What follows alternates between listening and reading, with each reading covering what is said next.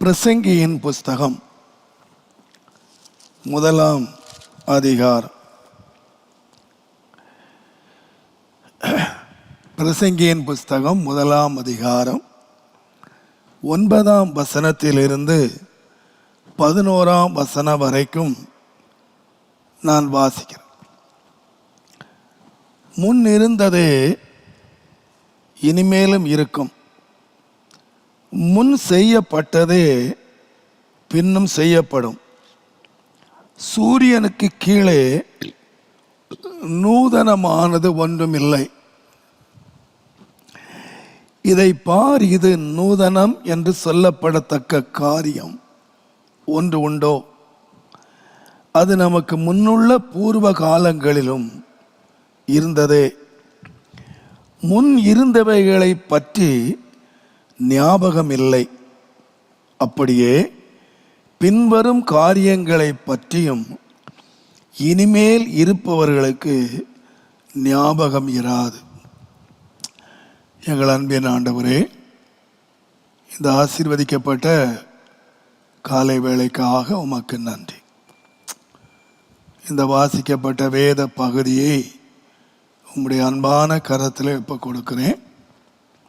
அடியாண்ட உள்ளத்திலே நீர் தந்த வார்த்தைகளை சத்தியத்தை சத்தியமாய் சொல்லவும் தேவ கிருபை எனக்கு தரும்படி அடியான் ஜெபிக்கிறேன்.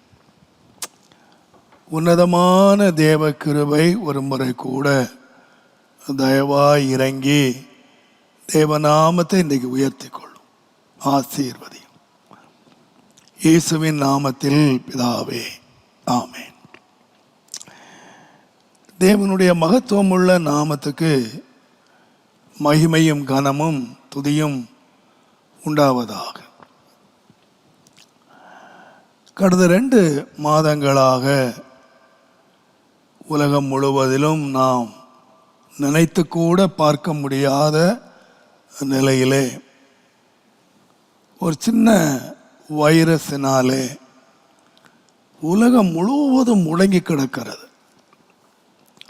எல்லா பிஸ்னஸும் முடங்கிவிட்டது, எல்லா போக்குவரத்துகளும் மூடப்பட்டு விட்டது. எல்லாமே ஒரு ஸ்தம்பித்து போய் இதற்கு அடுத்தது என்ன நடக்கும் என்பது தெரியாத நிலையிலே ஜனங்கள் தவித்து கொண்டிருக்கிறார்கள். யாருக்கும் ஆளுகிறவர்களுக்கு என்ன செய்ய தெரியவில்லை. தொழில் அதிபர்களுக்கு அடுத்து என்ன நடக்கும் என்று தெரியவில்லை. தொழிலாளிகளுக்கு என்ன செய்ய தெரியவில்லை. படிக்கிற பிள்ளைகள் தங்களுடைய படிப்புக்கு என்ன நடக்கும் என்று தெரியவில்லை. எத்தனையோ காரியங்கள் வழி தெரியாமல் எல்லாம் இருளாக காட்சியளிக்கிறதை நாம் பார்க்கிறோம். ஒவ்வொரு நாளும் ஒரு மகிழ்ச்சியோடு சந்தோஷமாய் படுக்கை விட்டு எழும்பின காலங்கள் போய், ஆண்டவரே இந்த சிறையிருப்பு என்றைக்கு மாறும், இந்த சிறையிருப்பு எப்பொழுது இதிலிருந்து விடுதலை கிடைக்கும் என்ற அழுகையோடும் கண்ணீரோடுமே படுக்கை விட்டு எழும்ப வேண்டிய காலங்கள் வந்துவிட்டதோ என்று நினைக்கிறேன். எல்லா வாசல்களும் அடைபட்டு, ஒரு தமிழில் சொல்வார்கள், வீட்டு காவலில் வைக்கப்பட்டது போல வீட்டை விட்டு வெளியே சென்று காரியங்களை செய்ய முடியாத, வீட்டுக்குள்ளேயே சில மாதங்கள் அடைபட்டு கிடக்கிற ஒரு பரிதாப நிலையை நம்மால் கிரகிக்கவே முடியவில்லை, நம்மால் விளங்கிக் கொள்ளவே முடியவில்லை. இது ஏன் ஏன் என்று பல கேள்விகள் அநேகருடைய உள்ளத்திலே எழும்பிக் கொண்டே இருக்கிறது. அநேக தேவனுடைய பிள்ளைகள் இதற்கு பல விதங்களிலே வியாக்கியானங்களை வேற கொடுத்து கொண்டே இருக்கிறார்கள். ஒவ்வொருவரும் ஒவ்வொரு விதமான வியாக்கியானங்களை கொடுத்து ஜனங்களை குழப்பிக் கொண்டிருக்கிறதை நாம் பார்க்கிறோம். ஜனங்கள் என்ன தெரியாமல், என்ன நடக்கும் என்று தெரியாமல் ஒவ்வொருவரும் ஒவ்வொன்றை சொல்லி இதனால் தான் வந்தது என்று சொல்லி அவர்கள் ஒவ்வொருவரும் ஒவ்வொன்றை சொல்லுகிறதை கேட்கும் பொழுது அது என்ன சொல்வதென்றே தெரியாத நிலையிலே குழப்பத்துக்குள்ளே ஜனங்கள் இருக்கிறதை நான் பார்க்கிறேன். எப்பொழுதுமே எனக்கு புரியாத காரியங்கள் இருக்கிற வேளையிலே நான் ஒன்றை தேடுகிறது, கர்த்தருடைய வசனத்தை மாத்திரம் நான் தேடுகிறது. எல்லா சூழ்நிலையிலும் இந்த வசனம்தான் நமக்கு வெளிச்சம், இந்த வசனம்தான் நமக்கு வழிகாட்டி என்பதை நான் முழுமையாய் நம்புகிறவன். இந்த வசனத்தின் மேல் நான் அதிக வாஞ்சை. ஆண்டவரே, இதிலிருந்து நீர் உம்முடைய வசனத்தில் இருந்து எனக்கு நீர் காரியங்களை வெளிப்படுத்த வேண்டும் என்று கேட்ட பொழுதுதான் கடந்த வாரத்தில் நான் ஒரு சிறு குழுவிலேயும் கூட நான் இதை சொன்னேன். கர்த்தர் தெளிவாக இந்த வார்த்தைகளை எனக்கு தந்தார். முன் இருந்ததே இனிமேலும் இருக்கும், முன் செய்யப்பட்டதே பின்னும் செய்யப்படும். சூரியனுக்கு கீழே நூதனமானது அல்லது புதிதானது ஒன்றுமே இல்லை. இதை பார், இது நூதனம் என்று சொல்லப்படத்தக்க காரியம் ஒன்று உண்டோ? அது நமக்கு முன்னுள்ள பூர்வ காலங்களிலும் இருந்ததே. முன் இருந்தவைகளை பற்றி நமக்கு ஞாபகம் இல்லை. அப்படியே பின்வரும் காரியங்களை பற்றியும் இனிமேல் இருப்பவர்களுக்கு ஞாபகம் இராது. எனக்கு ஆச்சரியமாக இருந்தது.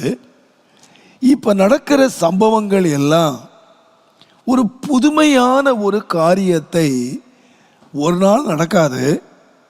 நடக்கிற காரியங்களெல்லாம் எப்படி நடந்ததுன்னா முன்னால் நடந்ததுதான். முன்னாலே நடக்காத ஒரு காரியத்தை ஆண்டவர் நூதனமாக புதியதாக எதையுமே ஆண்டவர் செய்கிறதில்லை. எல்லா காரியங்களும் முன்னாலே நடந்தவைகள். ஒருவேளை சரித்திரங்கள் நமக்கு எழுத இல்லாமல் இருந்திருக்கலாம், அல்லது நம்முடைய காலங்கள் நமக்கு என்ன தெரியும், நமக்கு வேணுமானால் ஒரு 50, 60 வருஷம் 70 வருஷ சரித்திரங்கள் தெரியலாம். நாம் என்ன சொல்லுவோன்னா, நான் பிறந்தலேருந்து இந்த மாதிரி கேள்விப்படவே இல்லை சார், இப்படி ஒரு நடக்கவே இல்லை சார் சொல்லி நாம் எந்த சரித்திரத்தை அறிஞ்சு வச்சுருக்கிறோன்னா நம்ம வயதுக்கேற்ற ஒரு சரித்திரத்தை தான் நம்ம அறிஞ்சு வச்சுருக்கோம். இதுபோல் நடக்கவே இல்லை என்று சொல்லுகிற அநேகருடைய குரலை கேட்கிறேன். ஆனால் கர்த்தருடைய வேதம் சொல்லுது, இந்த உலகத்தில் புதுமையானது நூதனமானது என்று ஒன்று இல்லவே இல்லை. நீ வேதத்தை ஆராய்ந்து பார்த்தால் இவைகளெல்லாம் முன்னே நடந்தவைகள் தான் இனிமேல் நடக்க போகிறது, இனிமேல் நடக்கும், இப்போ நடக்கிறது, இனிமேலும் நடக்கும். ஒருவேளை இனி வருகிற சந்ததிக்கு இது தெரியாமல் இருக்கலாம். ஆனால் இன்றைக்கு இப்போ நடந்து கொண்டிருக்கிறது, இனிமேல் உலகத்தில் நடக்கும் என்பதை இந்த பிரசங்கி சொல்லுகிறதை நாம் கேள்விப்படுகிறோம். தேவனுடைய நாமத்துக்கு மகிமை உண்டாவதாக. நான் உடனே முழங்கால் படியிட்ட, ஆண்டவரே, முன்னாலே எங்கே நடந்தது, இது போல ஏதாயிலும் நடந்ததா என்று சொல்லி நீங்கள் ஆராய்ந்து பார்த்தால், சாதாரணமாக நீங்கள் நினைச்சு பாருங்க, பரிசுத்தவான்கள் இவ்விதமாக அடைக்கப்பட்டார்களா? பரிசுத்தவான்கள் வீட்டு காவலிலே வைக்கப்பட்டார்களா? பரிசுத்தவான்கள் ஆராதனை இல்லாமல் இவ்விதமாக ஒரு நிலையிலே அவர்கள் ஒடுக்கப்பட்டார்களா, அடைக்கப்பட்டார்களா என்று நினைத்தால், நான் மிக முக்கியமாக ஆண்டவர் எனக்கு 2 சம்பவங்களை கொண்டு வந்தார். ஒன்று, தேவ மனிதனாகிய நோவாவினுடைய வாழ்க்கையில் நடந்தவைகள். அவர் நீதிமான், அவர் உத்தமன், அவர் தேவனோடு சஞ்சரித்து கொண்டிருந்த ஒரு தேவ மனுஷன். அந்த மனுஷனுடைய வாழ்க்கையை நீங்கள் எடுத்து பார்த்தீங்கன்னா, ஒரு நாள் அந்த மனுஷனை அவர் கையிலேயே பேழையை உண்டு பண்ணி அவராலேயே ஒரு பேழையை உண்டு பண்ணி அவர் உண்டு பண்ணின பேழைக்குள்ளேயே அவரையும் அவருடைய குடும்பத்தையும் ஆண்டவர் விட்டு வேதம் சொல்லுகிறது கதவை அடைத்தார் என்று சொல்லியிருக்கு. தேவன் அடைச்சு போட்டார். ஒரு வருஷத்துக்கு மேலாக 1 year, ஒரு வருஷம் 1 மாதத்துக்கு மேலாக தேவன் உள்ளே விட்டு கதவை அடைச்சார். கண்ணை திறந்தா அவர் எதை பார்த்தார்னு கேட்டிங்கன்னா இந்த மிருகங்களையும் இந்த பறவைகளையும் தான் பார்த்தாரு. கர்த்தருடைய நாமத்துக்கு மகிமை உண்டாவதாக. தன் நேரத்தை செலவு பண்ண சில பேர பிள்ளைகள் கூட இல்லை. வயதான முதிர்ந்த காலத்தில் இந்த மனுஷன் கொஞ்ச நேரத்தை போக்குறதுக்கு வீட்டில் பேர பிள்ளைகள் கூட இல்லை. எல்லாரும் பெரியவங்களாக இருக்காங்க. நான் நினைக்கிறேன் அவர் கண்ணால் கண்டதெல்லாம் என்னன்னு கேட்டிங்கன்னா பறவைகளும் இந்த மிருகங்களும் தான் அவருடைய பார்வையில் பார்க்க முடிஞ்சது. தேவனே கதவை மூடிட்டு போயிட்டாரு, சாவி எடுத்துட்டு போயிட்டாரு. கர்த்தரையும் காண முடியல, சூரியனையும் காண முடியல, வெளிச்சத்தையும் காண முடியல, ஒன்றையுமே காண முடியாத எங்கே இருக்கிறோம், எங்கே போகிறோம், பிரயாணம் எங்கே புறப்பட்டுச்சு, இப்போ இது எங்கே போய் முடியும், இது என்ன நடக்கும், எதுவுமே தெரியாத சூழ்நிலையில் ஒரு பெரிய தேவனோடு சஞ்சரித்து கொண்டிருந்த ஒரு நீதிமானுடைய வாழ்க்கையிலே தேவன் அடைத்தார். கதவை அடைச்சு அவரை உள்ள வச்சிட்டாரு. 1 வருஷத்துக்கு மேலாக இந்த மனுஷன் உள்ளே கிடந்தான். தேவனுடைய நாமத்துக்கு மகிமை உண்டாவதாக. எங்கே போகிறோன்னு தெரியாத ஒரு மனிதனுடைய வாழ்க்கையிலே நீங்கள் யோசித்து பாருங்க. கர்த்தருடைய நாமத்துக்கு மகிமை உண்டாவதாக.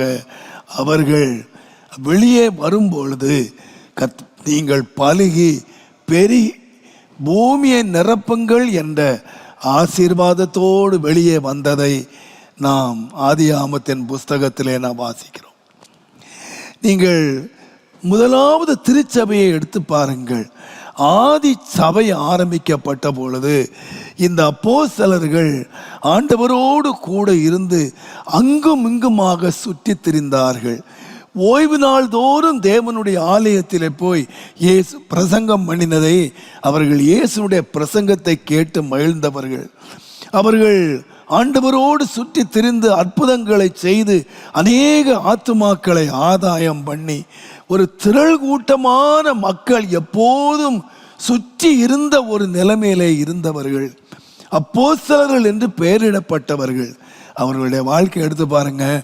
ஆண்டவர் ஒரு நாள் அவர்களை இந்த திருச்சபை ஆரம்பிக்கிறதுக்கு முன்பதாக அவங்களை ஏறக்குறைய 53 நாட்கள் அவர்களை வீட்டுக்குள்ளேயே அடைச்சு போட்டாரு. தேவனுடைய நாமத்துக்கு மகிமை உண்டாவதாக. அவர்கள் எந்த அளவுக்கு வந்துட்டாங்கன்னு கேட்டிங்கன்னா சோர்ந்து போய் இனிமேல் நமக்கு ஒன்றுமே இல்லை, நாம் இனிமே பழைய வேலைக்கே நம்ம போயிடலாம், பழைய தொழிலுக்கே போயிடலாம், நமக்கு அப்போஸ்தல பட்டமும் வேண்டாம், இந்த ஊழியமும் வேண்டாம், நாம் எல்லாரும் பழைய மீன் பிடிக்கிற தொழிலுக்கே, நம்ம பழைய வேலைக்கே பழைய வாழ்க்கைக்கே திரும்பி போயிடலாம் என்று சொல்லுகிற அளவுக்கு சோர்ந்து போய் உள்ளே பயமும் திகிலும் நிறைந்தவர்களாய் அவங்க அடைபட்டு கிடந்ததை ஏறக்குறைய 53 நாட்கள் அவர்களை தேவன் உள்ளே அடைத்து வைத்தார். அவர்களுக்கு எந்த ஆராதனை இல்லை, அவர்களுக்கு எந்த விதமான தொடர்பும் இல்லை, எந்த விதமான நம்பிக்கையும் இல்லை. ஆனால் 53 நாட்களுக்கு பின்பதாக பரிசுத்த ஆவியானவருடைய வல்லமையோடு ஒரு பெரிய மகிமையான ஒரு வல்லமையோடு வெளியே புறப்பட்டு வந்ததை நாம் சரித்திரத்திலே வாசிக்கிறோம்.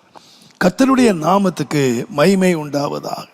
ஆகையினாலே தான் ஆண்டவர் தன்னுடைய வருகையை அறிவிக்கும் போது லூக்கா எழுதின சுவிசேஷம் 17ஆம் அதிகாரம் தயவு செய்து 26ஆம் 27வது வசனத்தை நீங்கள் வாசிப்பீர்களானால், லூக்கா சுவிசேஷம் 17ஆம் அதிகாரம் 26ஆம் வசனத்திலே நோவாவின் நாட்களில் நடந்தது போல மனுஷகுமாரனுடைய நாட்களிலும் நடக்கும் அப்படின்னு சொன்னாரு. பாருங்க, நோவாவின் காலத்தில் நடந்த சம்பவம் எத்தனையோ ஆண்டுகளுக்கு முன்பு நடந்த ஒரு சம்பவம். இது இயேசுவினுடைய வருகை நாட்கள், கடைசி நாட்கள். அப்போ ஆண்டவர் இந்த நோவாவின் காலத்தில் நடந்தது போல் அதே மாதிரி சம்பவங்கள் இனிமேலும் நடக்கும் அப்படின்னு சொன்னாரு. அதோடு முடிஞ்சிடல. நோவா காலத்தில் ஒரு சம்பவம் நடந்தது. ஆண்டவர் டோர் லாக் பண்ணி எல்லாத்தையும் அழிக்க வேண்டியதெல்லாம் அழிச்சு, சீர்படுத்த வேண்டியதெல்லாம் சீர்படுத்தி, பரிசுத்தமானுடைய வாழ்க்கைகளை ஆசீர்வாதமாய் மாற்றின நாட்கள் அன்றைக்கு முடிஞ்சு போயிடல. இன்றைக்கு இயேசு வரும்பொழுது, மனுஷகுமாரன் வரும்பொழுதும் ஒரு புதுமையான ஒரு காரியம் நடக்க போறதில்ல. என்ன நடக்கும் அப்படின்னு கேட்டீங்கன்னா, நோவாவின் நாட்களில் நடந்தது போல மனுஷகுமாரன் கால்களிலும் அன்றைக்கு ஆதியில நடந்தது போல இன்றைக்கு சரித்திரங்கள் எழுதுறதுக்கு உலகத்தில் வேதத்தை தவிர, இந்த நோவாவின் சரித்திரத்தை எழுதுவதற்கு இந்த வேத புஸ்தகம் தவிர வேறு சரித்திரமே இல்லை. நீங்க உலகத்தில் போய் நீங்க தேடி பார்த்தீங்கன்னா எந்த சரித்திர ஆசிரியரும் எழுதி வைக்கல, யாருக்குமே தெரியாது. இந்த வேதம் படித்தவர்களுக்கு மாத்திரம்தான் நோவாவின் காலத்தில் இப்படி நடந்தது என்பது அவர்களுக்கு மாத்திரம், கிறிஸ்தவர்களுக்கு மாத்திரம், வேதத்தை வாசிக்கிற மாத்திரம்தான் இப்படி ஒரு சம்பவம் நடந்ததாகவே தெரியும். ஆனால் கர்த்தருடைய வருகை நாட்களிலே அப்படியே நடக்கும். எப்படி நடந்துச்சோ அப்படியே நடக்கும். அது நடக்கும்போது நீங்க புதுமை என்று நினைக்காதீங்க. இது என்ன, இதுவரைக்கும் நம்ம சரித்திரத்திலே கேள்விப்பட்டது இல்லையே அப்படின்னு உலகம் சொல்லும். ஆனால் தேவனுடைய பிள்ளைகளுக்கு ஒன்று தெரியணும், இது நோவாவின் நாட்களில் நடந்தது போல இது நடக்கும். லோத்தின் நாட்கள் நடந்தது போல அழிவுக்கு முன்பதாக ஆண்டவர் பழைய காரியத்தை தான் ஆண்டவருடைய வருகை நாட்களிலே கூட தேவனுடைய நாமத்துக்கு மகிமை உண்டாவதாக ஆண்டவர் செய்யும்படியாக ஆண்டவர் திருச்சித்தம் கொண்டிருக்கிறார். ஆகினாலே நடக்கிற சம்பவங்கள் ஏதோ தண்டனையாகவோ இல்லை ஏதோ ஒன்று வசனத்துக்கு விரோதமாகவோ அல்ல. முன்னாலே நடந்ததெல்லாம் இப்ப நடக்கும். தேவன் எதை செய்தாரோ அதையே தேவன் மறுபடியும் அவர் செய்கிறார். நூதனமானது ஒன்றுமே இல்லை, புதியது. லோத்தின் காலத்தில் எப்படி நடந்துச்சோ அதே விதமாக மனுஷகுமாரன் வருகிற நாட்களிலும் நடக்கும் அப்படின்னு சொன்னாரு. ஆகையினாலே தான் அப்போஸ்தலனாகிய பவுல் கூட 2 தீமோத்தேயு 3ஆம் அதிகாரம் முதல் 5 வசனங்களை நீங்கள் வாசித்தீர்களானால் அங்கே கடைசி நாட்களிலே காலம் எப்படி இருக்கும்னு கேட்டீங்கன்னா ரொம்ப கொடிய காலமாக இருக்கும் அப்படின்னு சொன்னாரு. ரொம்ப கொடிய காலம். நான் யோசித்து பார்த்தேன், இந்த ஆள் அப்போஸ்தலன் கடைசி காலம் ரொம்ப கொடிய காலமாக இருக்கும் அப்படின்னு சொன்னாரு. உதாரணம் நீங்கள் பார்த்தீங்கன்னா ஒரு 50 வருஷம், ஒரு 100 வருஷத்துக்கு முன்னாலே இருந்த மக்களை நீங்கள் பார்த்தீங்கன்னா, இப்போ பார்த்தீங்கன்னா இன்றைக்கு இருக்கிற கல்வி அறிவு, இன்றைக்கு இருக்கிற ஞானம், இன்றைக்கு இருக்கிற ஒரு பெரிய வெளிப்படுத்தல்கள், இன்றைக்கு ஆண்டவர் இந்த மனுஷனுக்கு கொடுத்திருக்கிற ஞானம், இவைகள் எல்லாம் பார்த்தா இதை என்ன சொல்லியிருக்கணும்னு கேட்டிங்கன்னா, கடைசி காலத்தில் ஜனங்கள் ரொம்ப படித்து பணக்காரர்களாகி இன்றைக்கு உலகமே ரொம்ப சின்னதாகிடுச்சு பாருங்க. கர்த்தருடைய நாமத்துக்கு மகிமை உண்டாவதாக. மார்னிங் பிரேக்ஃபாஸ்ட்டை இந்தியாவில் பண்ணுறான், ராத்திரி சாப்பாட்டை இன்னொரு கண்டத்தில் பண்ணுறான். உலகமே ரொம்ப சின்னது ஆயிடுச்சு பாருங்க. கர்த்தருடைய நாமத்துக்கு மகிமை உண்டாவதாக. இங்கே ஹலோ அப்படின்னு சொன்னீங்கன்னா எத்தனையோ ஆயிரக்கணக்கான மைல்களுக்கு அப்பால ஹலோ என்று சொல்லுகிறதை நான் பார்க்கிறோம். நான் யோசித்து பார்க்குறேன், இங்கே நான் இன்றைக்கு பேசி கொண்டிருக்கிறேன், இதே நிமிஷத்தில் உலகம் முழுவதும் எத்தனையோ ஆயிரக்கணக்கான மக்கள் நீங்க பார்த்து நீங்கள் இதை கேட்டுக்கொண்டிருக்கிறீர்கள். இது 1 மணி நேரம் கழிச்சு வரப்போறதில்ல. இங்க பேசும்போதே இந்தியாவிலையும் கேட்குறீங்க, 5 கண்டத்திலையும் இதே நிமிஷத்தில் இங்கே ஒளிபரப்பாய் கொண்டிருக்கிறது. இந்த அறிவையெல்லாம் நீங்க பார்த்தா இந்த மனுஷன் என்ன எழுதியிருக்கோன்னு கேட்டீங்கன்னா, கடைசி நாட்களிலே மனிதர்கள் ரொம்ப அறிவாளிகளாக இருப்பாங்க, மனிதர்கள் ரொம்ப ஞானம் உள்ளவர்களாக இருப்பாங்க, ரொம்ப காரியங்கள் நடக்கும் அப்படின்னு எழுதல. எப்படி எழுதினார்னு கேட்டிங்கன்னா, மனுஷர்கள் எப்படி இருப்பாங்கன்னா ரொம்ப கொடியவர்களாக இருப்பாங்க. படித்தவங்களா இருப்பாங்கன்னு சொல்லல, அறிவாளிகளா இருப்பாங்கன்னு சொல்லல, மனிதர்கள் கொடியவர்களாய் இருப்பார்கள்.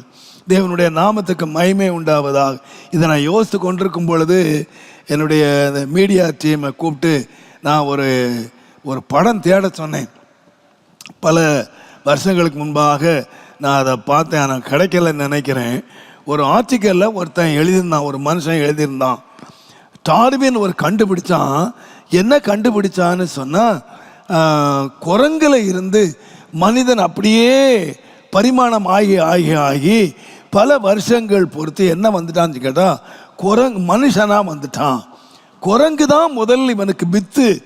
இது கொஞ்சம் கூட பரிமாணம் ஆகி ஆகி கடைசி பரிமாணம் தான் யாராக வந்தானா மனுஷனாக வந்துட்டான் அப்படின்னு அவன் அந்த ஆர்டிக்கலில் எழுதும்போது நிறைய குரங்கு படத்தை போட்டிருந்தான்.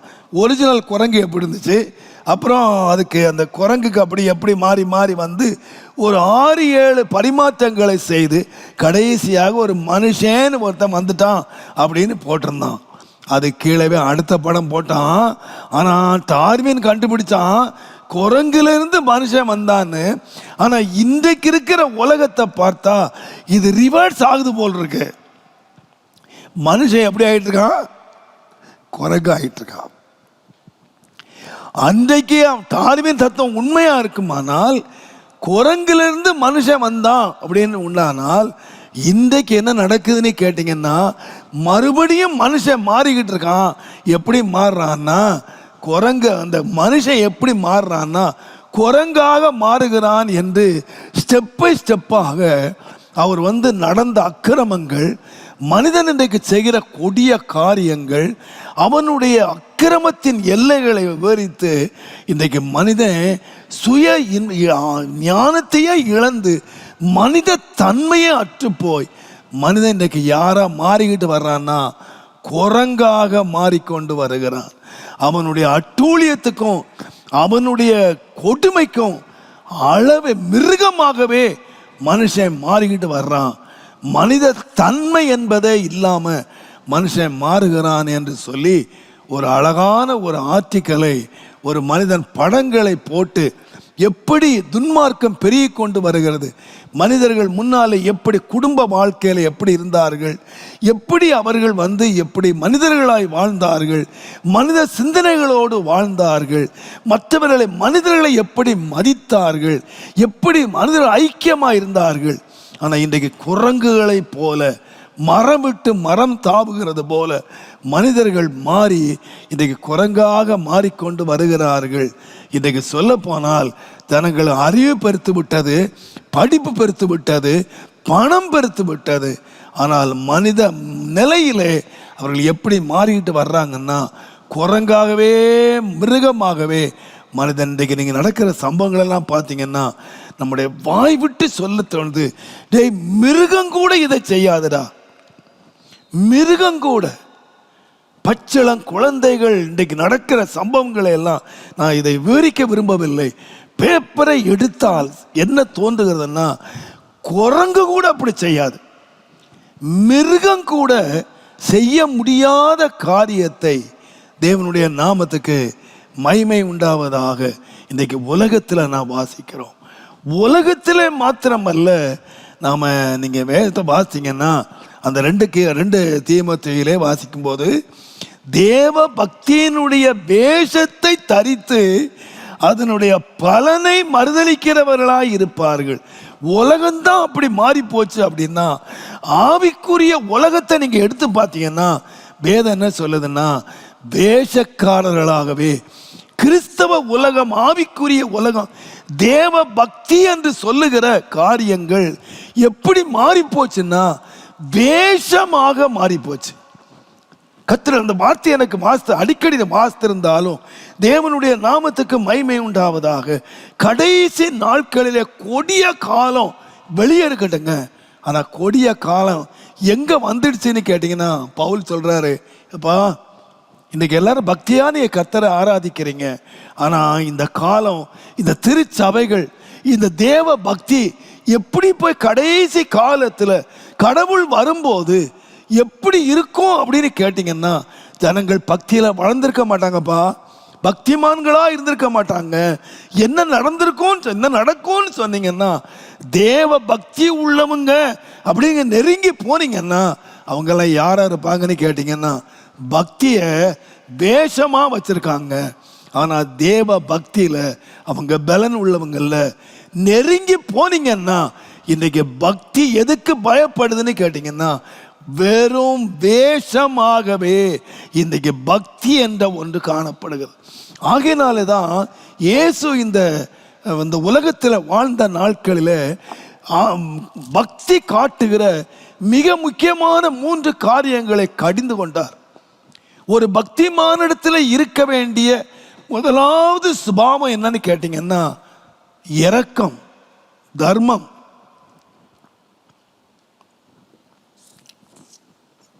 இந்த உலகத்தில் ஆண்டவர் முதலாவது கண்டிச்சது என்னன்னு கேட்டிங்கன்னா, மத்தேயு 6ஆம் அதிகாரம் 2ஆம் வசனத்தில், நீ தர்மம் செய்யும் போது எப்படி செய்கிறாங்கன்னு கேட்டிங்கன்னா, தர்மம் எதனால் உண்டாச்சுன்னா இரக்கத்தினால. ஆண்டவர் இந்த உலகத்தில் தர்மம் செய்யணும், ஏழையை கவனிக்கணும்னு சொன்னது எதுக்காக சொன்னா? இரக்கத்தினால. ஆனால் இரக்கத்தினால் ஆரம்பித்த தர்மம், தேவன் மனித உள்ளத்தில் இரக்கம், தேவ பக்தியினால் இரக்கம் என்ற ஒரு சுபாவத்தை வச்சு அதை வைத்து தர்மம் செய்ய சொன்னா, இந்த தர்மம் எப்படி ஆச்சுன்னு கேட்டீங்கன்னா, மனிதர்கள் தங்களை புகழ வேண்டும் என்பதற்காக தான் தர்மம் செய்கிறார்கள். கர்த்தருடைய நாமத்துக்கு மகிமை உண்டாவதாக. அப்ப தர்மம் எப்படி மாறி போயிடும்னு கேட்டீங்கன்னா, வெறும் இரக்கத்தின் அடிப்படையில் இல்லை, மனிதர்களுடைய புகழ்ச்சிக்காக மாத்திரம்தான் தர்மம் என்ற காரியம் பயன்பட்டது. நீங்கள் ஜெபத்தை எடுத்து பாருங்கள். ஆண்டவர் கடிந்து கொண்ட ஜெபத்தை நீங்கள் எடுத்து பார்த்தீர்களானால் 6ஆம் அதிகாரம் 5ஆம் வசனத்திலே ஜெபம் கூட எப்படி மாறிடுச்சுன்னு கேட்டீங்கன்னா, மனுஷர்கள் காண வேண்டும் என்கிறதான் ஜெபமே மாறி போச்சு. ஜெபம் ஆண்டவரோடு அந்தரங்கத்தில் இருந்து ஆண்டவரோடு போராடி ஜெபித்த ஜெப வீரர்கள் எல்லாம் மறைந்து போய் ஜெபம் எப்படி வந்துருச்சுன்னு கேட்டீங்கன்னா, மனுஷர்கள் காண வேண்டும். ஜெபத்தில் கூட மாயமான ஜெபங்கள் வந்துவிட்டன. நீங்கள் 6ஆம் அதிகாரம் 16ஆம் வசனத்தை வாசிங்கன்னா, உபவாசம் கூட ஆண்டவர் சமூகத்திலே உட்கார்ந்து உபவாசித்து அழுது புரண்டு ஜெபித்த உபவாசங்கள் ஆண்டவர் காலத்தில் என்ன வந்துச்சுன்னு கேட்டிங்கன்னா, அன்றைக்கு ஆண்டவர் எதை கடிந்து கொண்டான்னு கேட்டிங்கன்னா, உபவாசம் எப்படி மாறிடுச்சுன்னு கேட்டிங்கன்னா, மனுஷர்கள் காணவே. ஆவிக்குரிய பேஸ் இந்த மிக முக்கியமான இந்த 3 காரியங்கள். ஒன்று இரக்கம், ஒன்று ஜெபம், அது விசுவாசத்திலே உண்டாகிறது. உபவாசம் ஆண்டவரோடு கூட அன்பிலே ஆண்டவரோடு கூட சேர்ந்திருப்பதற்காக எடுத்த உபவாசங்கள், விசுவாச காரியங்கள் எல்லாம் இப்ப எப்படி மாறி போச்சுன்னு கேட்டீங்கன்னா, மனுஷர் போலணும், மனுஷர் காணணும், தேவனுடைய நாமத்துக்கு மகிமை உண்டாவதாக, இப்படியே மாறி போனதாக இயேசு இந்த உலகத்தில் வந்தபோது அதையே கடிந்து கொண்டதாக நாம் வாசிக்கிறோம். மத்தேயு 23ஆம் அதிகாரத்தை நீங்க வாசித்தீங்கன்னா, 6ஆம் அதிகாரம் 10ஆம் வசனத்தை நீங்க வாசித்தீங்கன்னா, இந்த ஊழியர்கள் ஆசாரியர்களை பார்த்து ஆண்டவர் கண்டித்த போது அவர் சொன்ன மிக முக்கியமான காரியங்களை நீங்கள் வரிசையாக நீங்கள் வாசிப்பீர்களானால், அவங்க தேடின இடம் என்னன்னா, முதன்மையான இடம், முதன்மையான ஆசனம், மற்றவர்கள் தங்களை கனம் பண்ண வேண்டிய வந்தனம், அவர்கள் மனுஷர்கள் தங்களை மிக மரியாதையாக ரபி ரபி என்று அழைக்கப்படுகிற குருக்கள் என்று அழைக்கப்படுகிறது, பிதாக்கள் என்று அழைக்கப்படுகிறது. நான் சொல்வேன், முதன்மையான இடத்தை தேடினாங்க, முதன்மையான பதவிகளை தேடினாங்க. நான் நினைக்கிறேன், கர்த்தருடைய நாமத்துக்கு மகிமை உண்டாவதாக, ஒரு காலத்தில் சேவையாக, ஒரு காலத்தில் கர்த்தருக்காக அவர்கள் சேவை செய்த ஆசாரியத்துவம், ஊழியம் என்று சொல்லுகிறது. இன்றைக்கு பதவி போட்டிகள், பதவி சண்டைகள், பதவிகளை பிடிப்பதற்காக இன்றைக்கு நடக்கிற சண்டைகளும் போராட்டங்களையும், ஐயோ, கிறிஸ்தவ உலகத்தை நீங்கள் பார்ப்பீர்களானால், தேவனுடைய நாமத்துக்கு மகிமை உண்டாவதாக, பதவி போட்டிகள், தேவனுடைய நாமத்துக்கு மகிமை கனமும் உண்டாவதாக. நீங்க ஊழியர் கூட்டம்னு எடுத்தீங்கன்னா, இன்றைக்கு ஒரு இடத்துல போனா 10 ஊழியர் கூட்டம் இருக்கு. ஏன்னு கேட்டீங்கன்னா, அந்த கூட்டத்தில் அவனுக்கு பதவி கிடைக்கல, பதவிக்காக பிரிந்து போய், பதவிகள், முதன்மையான இடங்கள், பெயர் புகழுக்காக இன்றைக்கு ஜனங்கள் ஓடுகிறதையும், சேவையாய் ஆரம்பித்த, கர்த்தரால் ஆரம்பிக்கப்பட்ட ஊழியங்கள் இன்றைக்கு பதவிக்காக, தேவனுடைய நாமத்துக்கு மகிமை உண்டாவதாக, எவ்வளவு சீர்கட்டதாய் நம்முடைய கிறிஸ்தவம் போய்விட்டது என்பதை ஆண்டவர் நமக்கு அந்த காலத்திலேயே, ஆகையினால் தான் சொன்னார், கடைசி காலத்தில் நல்ல காலம் வராதுப்பா, அறிவுள்ள காலம் வராது, செழிப்புள்ள காலம் வராது, கொடிய காலங்கள் வரும் என்றால், அவர்கள் கொடியவர்களாய் முன்னால இருந்தாங்க. அதே காலம்தான். அவன் இன்றைக்கு படிக்காம கொடியவனாயிருந்தான், இன்னைக்கு படிச்சு கொடியவனாயிருக்கிறார்கள். தேவனுடைய நாமத்துக்கு மகிமை உண்டாவதாக. எப்படி நீங்கள் ஒன்றை அறிந்து கொள்ளுங்கள், எந்த சம்பவமும் நூதனமானது இல்லவே இல்லை, புதிதானது ஒன்றுமே இல்லை. அப்போ நான் ஆண்டவர்கிட்ட முழங்கால் படியிட்டு கர்த்தரை நோக்கி, ஆண்டவரே, நூதனமானது ஒன்றும் இல்லை என்று சொன்னால், எங்களுடைய வாழ்க்கையிலே நூதனமானது நடக்க போறது இல்லை அப்படி சொன்னா, பரிசுத்தவான்களுக்கெல்லாம் அடைபட்டு கிடக்கிறாங்களே. யாரும் மற்றவங்களை விட்டுருங்க, மற்ற உலகத்தாரையோ பிசினஸையோ இன்னைக்கு நான் நினைக்கல. கர்த்தருடைய பிள்ளைகள், பரிசுத்தவான்கள் ஏன் அடைக்கப்படுகிறார்கள்? உலகத்திலே உள்ள மக்கள் அடைக்கப்பட்டிருக்கிறார்கள் என்பது வேணுமானா அவங்க அக்கிரமோ ஏதோ சொல்லியிருக்கலாம். ஆனால் தேவனால் தெரிந்து கொள்ளப்பட்ட பரிசுத்தவான்கள் எத்தனை பேர் தங்களுடைய பிசினஸில் மூடி கிடக்கிறாங்க? கர்த்தருக்காக தாராளமாய் செய்த மக்கள், கர்த்தருக்காக வைராக்கியமாய் வாழ்ந்த மக்கள், இன்றைக்கு எல்லா ஊழியங்களும் முடங்கி போயிட்டன. கிராம ஊழியங்கள் ஒன்றுமே செய்ய முடியாது. இனிமேல் செய்ய முடியுமா? இனிமேல் நடக்குமா? தேவனுடைய நாமத்துக்கு மகிமை உண்ட. நேற்றைக்கு ஒரு செய்தி அனுப்பியிருந்தார், அதில் எழுதியிருந்தார், நீங்கள் 2 வருஷம் வெளியே டிராவல் பண்ணுற எண்ணத்தையே விட்டுருங்க, வெளியே போகவே முடியாது. 1 வருஷம் ஒரு பெரிய கூட்டத்துக்குள்ள நீங்கள் போகவே முடியாது. அவருடைய உலகத்தை கணிப்பை நீங்கள் எடுத்து பார்த்தீங்கன்னா உண்மையாக நடுக்கம் பிடிச்சிருச்சு. இந்த கொரோனா இந்தையோடு போயிரு நினைச்சா, இவங்களுடைய கணிப்பில் 2 வருஷம் 1 வருஷம் நீண்ட காலம் ஒரு பெரிய அடைப்பு இருக்கும் என்பதாக உலகம் கணிக்கிறது. ஆண்டவரே, உலகத்துக்கு அல்ல, கர்த்தருடைய பிள்ளைகளாகிய எங்களுடைய வாழ்க்கையில் முன் நடந்ததே இப்பொழுது நடக்கும்னு சொல்லியிருக்கேன். அப்போ எங்களுக்கு முன்னாலே ஓடின பரிசுத்தவான்களுடைய வாழ்க்கையில் இது நடந்திருக்க வேண்டும் அல்லவா? அந்த வாழ்க்கையில் ஏன் நீங்கள் அனுமதிச்சிங்க அப்படின்னு கேட்கும்போது, ஆண்டவர் 3 மனிதர்களை நம்ம எல்லாம் ரொம்ப கவனித்தவைகள் தான், தெரிந்தவைகள் தான். ஆனால் வித்தியாசமான ஒரு கோணத்தோடு கர்த்தர் எனக்கு அந்த வெளிச்சத்தை கொடுத்த போது இந்த ஆண்டவரை நன்றியோடு நான் ஸ்தோத்திரம் பண்ணேன். 3 பேர் யாருன்னு கேட்டீங்கன்னா, ஒன்று தரிசனம் பெற்றவன், இன்னொருவன் தெரிந்து கொள்ளப்பட்டவன், இன்னொருவன் ஆண்டவரை மிக அதிகமாய் நேசித்து ஆண்டவரே அவன் அன்புள்ளவன் என்று சொல்லக்கூடிய சாட்சி பெற்றவன். இந்த 3 பேருடைய வாழ்க்கையிலே ஆண்டவர் ஒரு பெரிய அடைப்பை கர்த்தர் கட்டளையிட்டார். நான் மறுபடியும் சொல்லுகிறேன், தேவ தரிசனத்தை நேரடியாய் பெற்றவன், தேவனால் தெரிந்து கொள்ளப்பட்ட பாத்திரம், தேவன் மேல் அன்பு கூர்ந்த பாத்திரம்.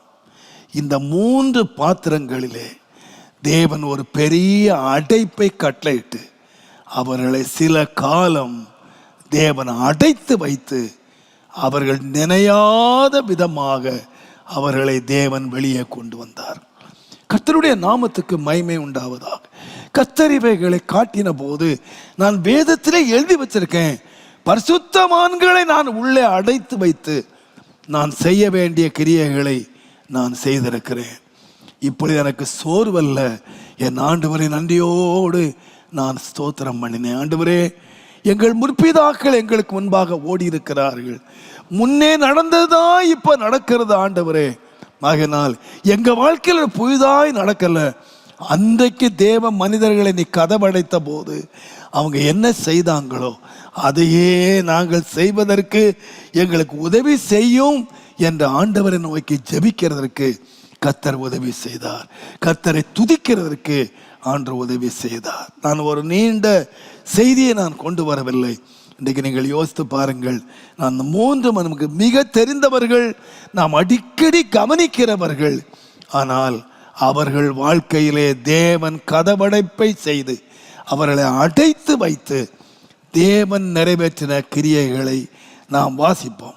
தேவனுடைய நாமத்துக்கு மகிமை உண்டாவதாக. நம்ம எல்லாம் நான் இந்த 3 சம்பவங்களை சொன்னபோது நீங்களே நிதானித்திருக்கலாம். தேவனுடைய நாமத்துக்கு மகிமை உண்டாவதாக. முதலாவதாக தரிசனம் பெற்ற யோசேப்பு. 105ஆம் சங்கீதத்திலே அவனை குறித்து எழுதப்பட்டிருக்கிறது. அவன் கால்களை அவர் 17ஆம் வசனத்தில் அவர்களுக்கு முன்னாலே ஒரு புருஷனை அனுப்பினார். யோசேப்பு சிறையாக விற்கப்பட்டான். எங்கள்கிட்ட ஆண்டவர்கிட்ட நான் கேட்ட கேள்வி, இந்த சிறையிருப்பு எப்போ மாறும்னு கேட்டால் ஆண்டவர் சொன்னார், யோசேப்பு சிறையாக விற்கப்பட்டான், அவன் கால்களை விலங்கு போட்டு ஒடுக்கினார்கள், அவன் பிராணன் இரும்பில் அடைபட்டிருந்தது, கர்த்தர் சொன்ன வார்த்தை நிறைவேறும் அளவும் அவருடைய வசனம் அவனை புடமிட்டது. எனக்கு எத்தனை முறை வாஸ்து பிரசங்கத்தை நான் கேட்டிருக்கேன், நான் பிரசங்கிச்சிருக்கேன். ஆனால் அவனுடைய வாழ்க்கையில் நீங்கள் யோசித்து பார்த்தீங்கன்னா, சுதந்திரமாய் அலைந்த ஒரு மனிதனுடைய வாழ்க்கையில், தன்னுடைய குடும்பத்தில் ரொம்ப ஃப்ரீயாக ரொம்ப ஆசீர்வாதமாக இருந்த ஒரு மனுஷனுடைய வாழ்க்கையிலே ஆண்டவர் தரிசனத்தை கொடுத்து அவனுக்கு என்ன கண்டுபிடிச்சான்னு கேட்டிங்கன்னா, ஒரு காலம் வரும் நான் 11ஆவது பிள்ளை, ஆனால் நான் 11ஆவது பிள்ளையாக இருந்தால் கூட என்னுடைய அண்ணன்மாரெலாம் என்னை வணங்குவாங்க, என்னுடைய பெற்றோர் என்னை வணங்குவாங்க, எங்கள் குடும்பத்தில் என்னை ஒரு மேலான நிலைமைக்கு கொண்டு வருவார் அப்படின்னு அவர் யோசித்திருப்பார். அவர் ஒரு நாள் நினைக்கல, அவருக்கு அன்றைக்கு ஆண்டவர் சொப்பனத்தை வியார்த்தி பண்ணுகிற ஒரு கிருபையை தரல, சொப்பனத்தை காண்கிற கிருபை தான் கொடுத்தார். அவர் நினைச்சாரு தன்னுடைய வீட்டில் உள்ளவங்கெல்லாம் தன்னை வணங்குவாங்க, தன் வீட்டுக்கு மேலாக நான் உயர்த்தப்படுவேன், குடும்பத்தில் ஒரு மேலான நிலைமைக்கு நான் வருவேன் தான் அவர் யோசித்திருப்பார். ஆனால் காலம் சொல்லுகிறது, கர்த்தர் அவனை ஒரு பெரிய சிறையிருப்புக்கு தேவன் அவனை அனுப்பினார். அவன் கால்களை விலங்கு போட்டு ஒடுக்கினார்கள். என்ன நடந்ததுன்னு கேட்டீங்கன்னா, அந்த ஒடுக்கப்பட்ட காலம் சிறையிருப்பின் காலம். வெளியில இருந்து பார்த்தீங்கன்னா அவன் அவமானத்தை அனுபவிச்சு, கெட்ட பெயரை அனுபவிச்சு, அவன் வெளியில இருந்து பார்த்தீங்கன்னா அவன் ஒரு கைதி வஸ்திரத்தோட பலவர்ணமான வஸ்திரத்தை உடுத்திருந்தவன், நல்ல சாப்பாடை சாப்பிட்டவன், நல்ல ஒரு தகப்பனுக்கு கீழே இருந்தவன், இன்றைக்கு வஸ்திரங்கள் மாறி ஒரு சிறையிருப்பில் மாறி கையில் விலங்கு பூட்டப்பட்டவனாக ஒரு விலங்கோடு கூட அந்த மனுஷன் சிறையிருப்பில் உட்கார்ந்துருக்கிறானே. ஆனால் வெளி உலகத்துக்கு அவன் ஒரு சிறைவாசி, அவன் சிறையில் அடைக்கப்பட்டவன். ஆனால் அவனுடைய உள்ளத்தில் எடுத்து பார்த்தீங்கன்னா கர்த்தர் அவனுக்குள்ள கிரியை செய்துக்கிட்டு இருந்தாரு. வசனம் அவனை புடமிட்டதுன்னு சொல்லியிருக்கு. நான் நினைச்சேன், வசனத்தை பிரசவிக்கிறவங்க நிறைய பேர் இருக்காங்க, வசனத்தை விசுவாசிக்கிறவங்க நிறைய பேர் இருக்காங்க, வசனத்தினால் நடத்தப்படுறவங்க நிறைய பேர் இருக்காங்க. ஆனால் தேவனால் தரிசனம் பெற்ற ஒரு மனுஷன் என்ன நடந்ததுன்னு கேட்டீங்கன்னா, வசனம் அவனுடைய வாழ்க்கையை புடமிட்டது என்று சொல்லியிருக்கிறது. தேவனுடைய நாமத்துக்கு மகிமை கனமும் உண்டாவதாக. வசனம் அவனுடைய வாழ்க்கை. அவன் பாருங்க, அவனுடைய வாழ்க்கையிலே அவர் சொல்வார், 40ஆம் அதிகாரம் ஆதியாமத்தின் புஸ்தகம், தயவு செய்து 40ஆம் அதிகாரத்தை நீங்கள் வாசிப்பீர்களானால், தன்னோடு கூட ஒரு கைதியாய் இருக்கிற ஒருவனை பார்த்து அந்த 40ஆம் அதிகாரம் 15ஆம் வசனத்தில், நான் எபிரேயருடைய தேசத்திலிருந்து களமாக கொண்டு வரப்பட்டேன், என்னை இந்த காவல் கிடங்கிலே வைக்கும்படிக்கும் நான் இவ்விடத்திலே ஒன்றும் செய்யவில்லை என்று சொன்னான். நான் எப்படி கொண்டு வரப்பட்டேன்னா, நான் களவாக கொண்டு வரப்பட்டேன். நான் இங்கே என்ன செய்துட்டு வந்தேன்னா, நான் எதையுமே செய்யலை, நான் ஒரு தீமையும் செய்யலை, ஒரு தவறும் செய்யலை. ஆனால் என்னுடைய வாழ்க்கையில் இந்த ஒரு பெரிய சிறையிருப்பை தேவன் நாமத்துக்கு மகிமை உண்டாவதாக எனக்கு ஆண்டவர் தந்துட்டாரு. எனக்கு ஆண்டவர் பெரிய ஒரு மன வியாகுலத்தை அவன் அந்த நாளில் நீங்கள் 42ஆம் அதிகாரத்தை நீங்கள் வாசித்தீங்கன்னா, 42ஆம் அதிகாரம் 21ஆம் வசனத்தில் பின்னாலே சகோதரமார் சொல்கிறத பார்த்தீங்கன்னா, 21ஆம் வசனத்தில், நம்முடைய சகோதரனுக்கு நாம் செய்த துரோகம் நம்மேல் சுமந்தது, அவன் நம்மை கெஞ்சி வேண்டிக் கொண்ட போது அவனுடைய மன வியாகுலத்தை கண்டும் அவனுக்கு செவிகொடாமல் போனோம். அவன் என்ன பண்ணான்னு தெரியுமா? இந்த சிறையிருப்பு வந்தபோது அவன் என்ன செய்தான்னு கேட்டிங்கன்னா, கெஞ்சி ஜெபம் பண்ணானா, கெஞ்சி வேண்டிக் கொண்டான். இந்த சிறையிருப்பு வேண்டாம், இந்த தீமை வேண்டான்னு சொல்லி அவன் கெஞ்சி வேண்டிக் கொண்டான். அவன் மன வியாகுலத்தோடு ஜெபம் பண்ணான். ஆனா கெஞ்சுதலுக்கும் பதில் இல்லை, மன வியாகுலத்துக்கும் பதில் இல்லை. 13 நீண்ட வருஷங்கள் இந்த சிறையிருப்பை அனுபவித்தான். கர்த்தருடைய நாமத்துக்கு மகிமை உண்டாவதாக. இது அவன் செய்த பாவத்தினால் அல்ல, அவன் செய்த அக்கிரமத்தினால் அல்ல, அவனுடைய வாழ்க்கையில பட்ட கரையினாலே அல்ல. நான் சொல்லுகிறான், நான் களவாய் கொண்டு வரப்பட்டேன். இந்த எகிப்தில கூட நான் ஒரு தப்பும் செய்யலை. நான் எபிரேயர் எங்க அப்பா வீட்டிலேயே நான் ஒன்றும் செய்யலை, இங்கேயும் ஒன்றும் செய்யலை. ஆனால் தேவன் என்னை சிறையிருப்பில் வச்சுட்டாரு. ஆனால் சிறையிருப்பில் வைத்து என்ன நடந்தது என்று கேட்டீங்கன்னா, வசனம் அவனை புடமிட்டது. அருமையானவர்களே, அநேக வேளைகள் நம்முடைய வாழ்க்கையிலே இவ்விதமான சிறையிருப்புகள் வரும்பொழுது நாம் ரொம்ப சோர்ந்து போயிடுறோம், ரொம்ப தளர்ந்து போயிடுறோம். நாம் என்ன கேட்குறோன்னு கேட்டிங்கன்னா, ஏன் எனக்கு இது சம்பவிச்சது, ஏன் எனக்கு, நான் ஒரு தப்பும் செய்யலையே, நான் ஒரு தவறும் செய்யலையே. நீங்கள் சங்கீதக்காரனுடைய வாழ்க்கையில் கூட இந்த தரிசனம் பெற்றவருடைய வாழ்க்கையை நீங்கள் பார்த்தீங்கன்னா, அவர் சொன்னார், 119ஆம் சங்கீதத்தை நாம் வாசிக்கும் போது 49ஆம் 50ஆம் வசனத்தை நீங்கள் வாசித்தீங்கன்னா, 119ஆம் சங்கீதத்தில் 49-50, நீர் என்னை நம்ப பண்ணின வசனத்தை உமது அடியேனுக்காக நினைத்தருளும், அதுவே என்னுடைய சிறுமையில் எனக்கு ஆறுதல், உம்முடைய வாக்குதான் என்னை உயிர்த்தது. அவர் சொல்றாரு, ஆண்டவரே, இந்த பைபிளில் பாருங்க எத்தனையோ வசனங்கள் இருக்கு, ஆனா தேவன் நம்முடைய வாழ்க்கையில நம்ப பண்ணின வசனங்கள் இருக்கின்றன. இந்த வசனங்கள் என் வாழ்க்கையில நிறைவேறும் என்று தேவன் நம்ப பண்ணின கர்த்தருடைய வசனம் இருக்கிறது.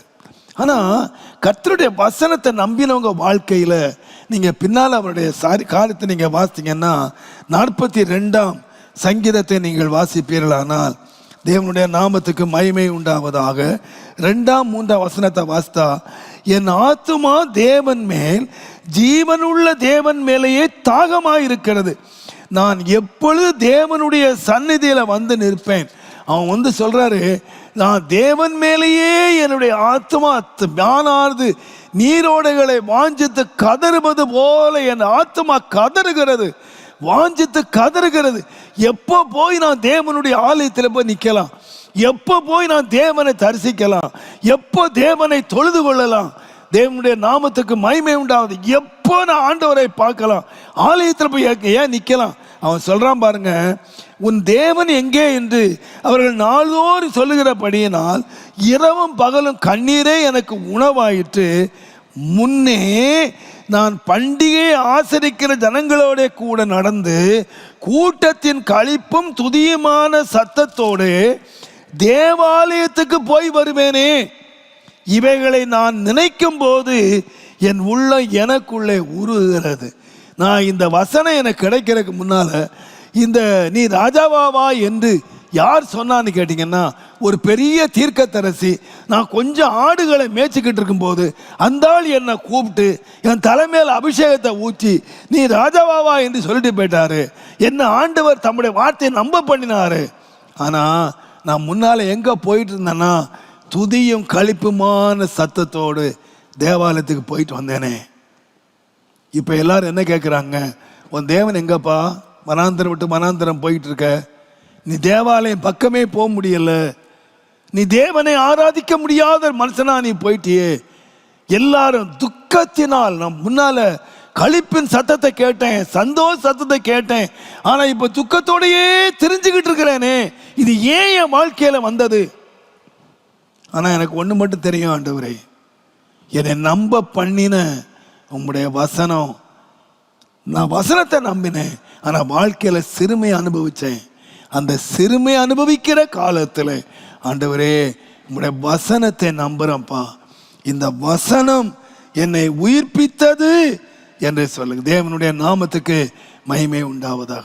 அருமையான கர்த்தருடையவர்களே, தேவ தரிசனம் பெற்ற தேவ பிள்ளைகளுடைய வாழ்க்கையிலே நிச்சயமாகவே தேவன் நம்முடைய வாழ்க்கையை அடைக்கும் போது, சிறையிருப்பு கொண்டு வரும்போது நாம் எதற்கு தன்னை அர்ப்பணிக்கணும்னு கேட்டிங்கன்னா, வசனம் நம்மை புடம்பிடுவதற்கு. கர்த்தருடைய நாமத்துக்கு மகிமை உண்டாவதாக. அப்போஸ்தலனாகிய பேதுரு ஒரு இடத்துல எழுதுவார், 1 பேதுரு 1ஆம் அதிகாரம் நீங்கள் 5ஆம் வசனத்தை, 1 பேதுரு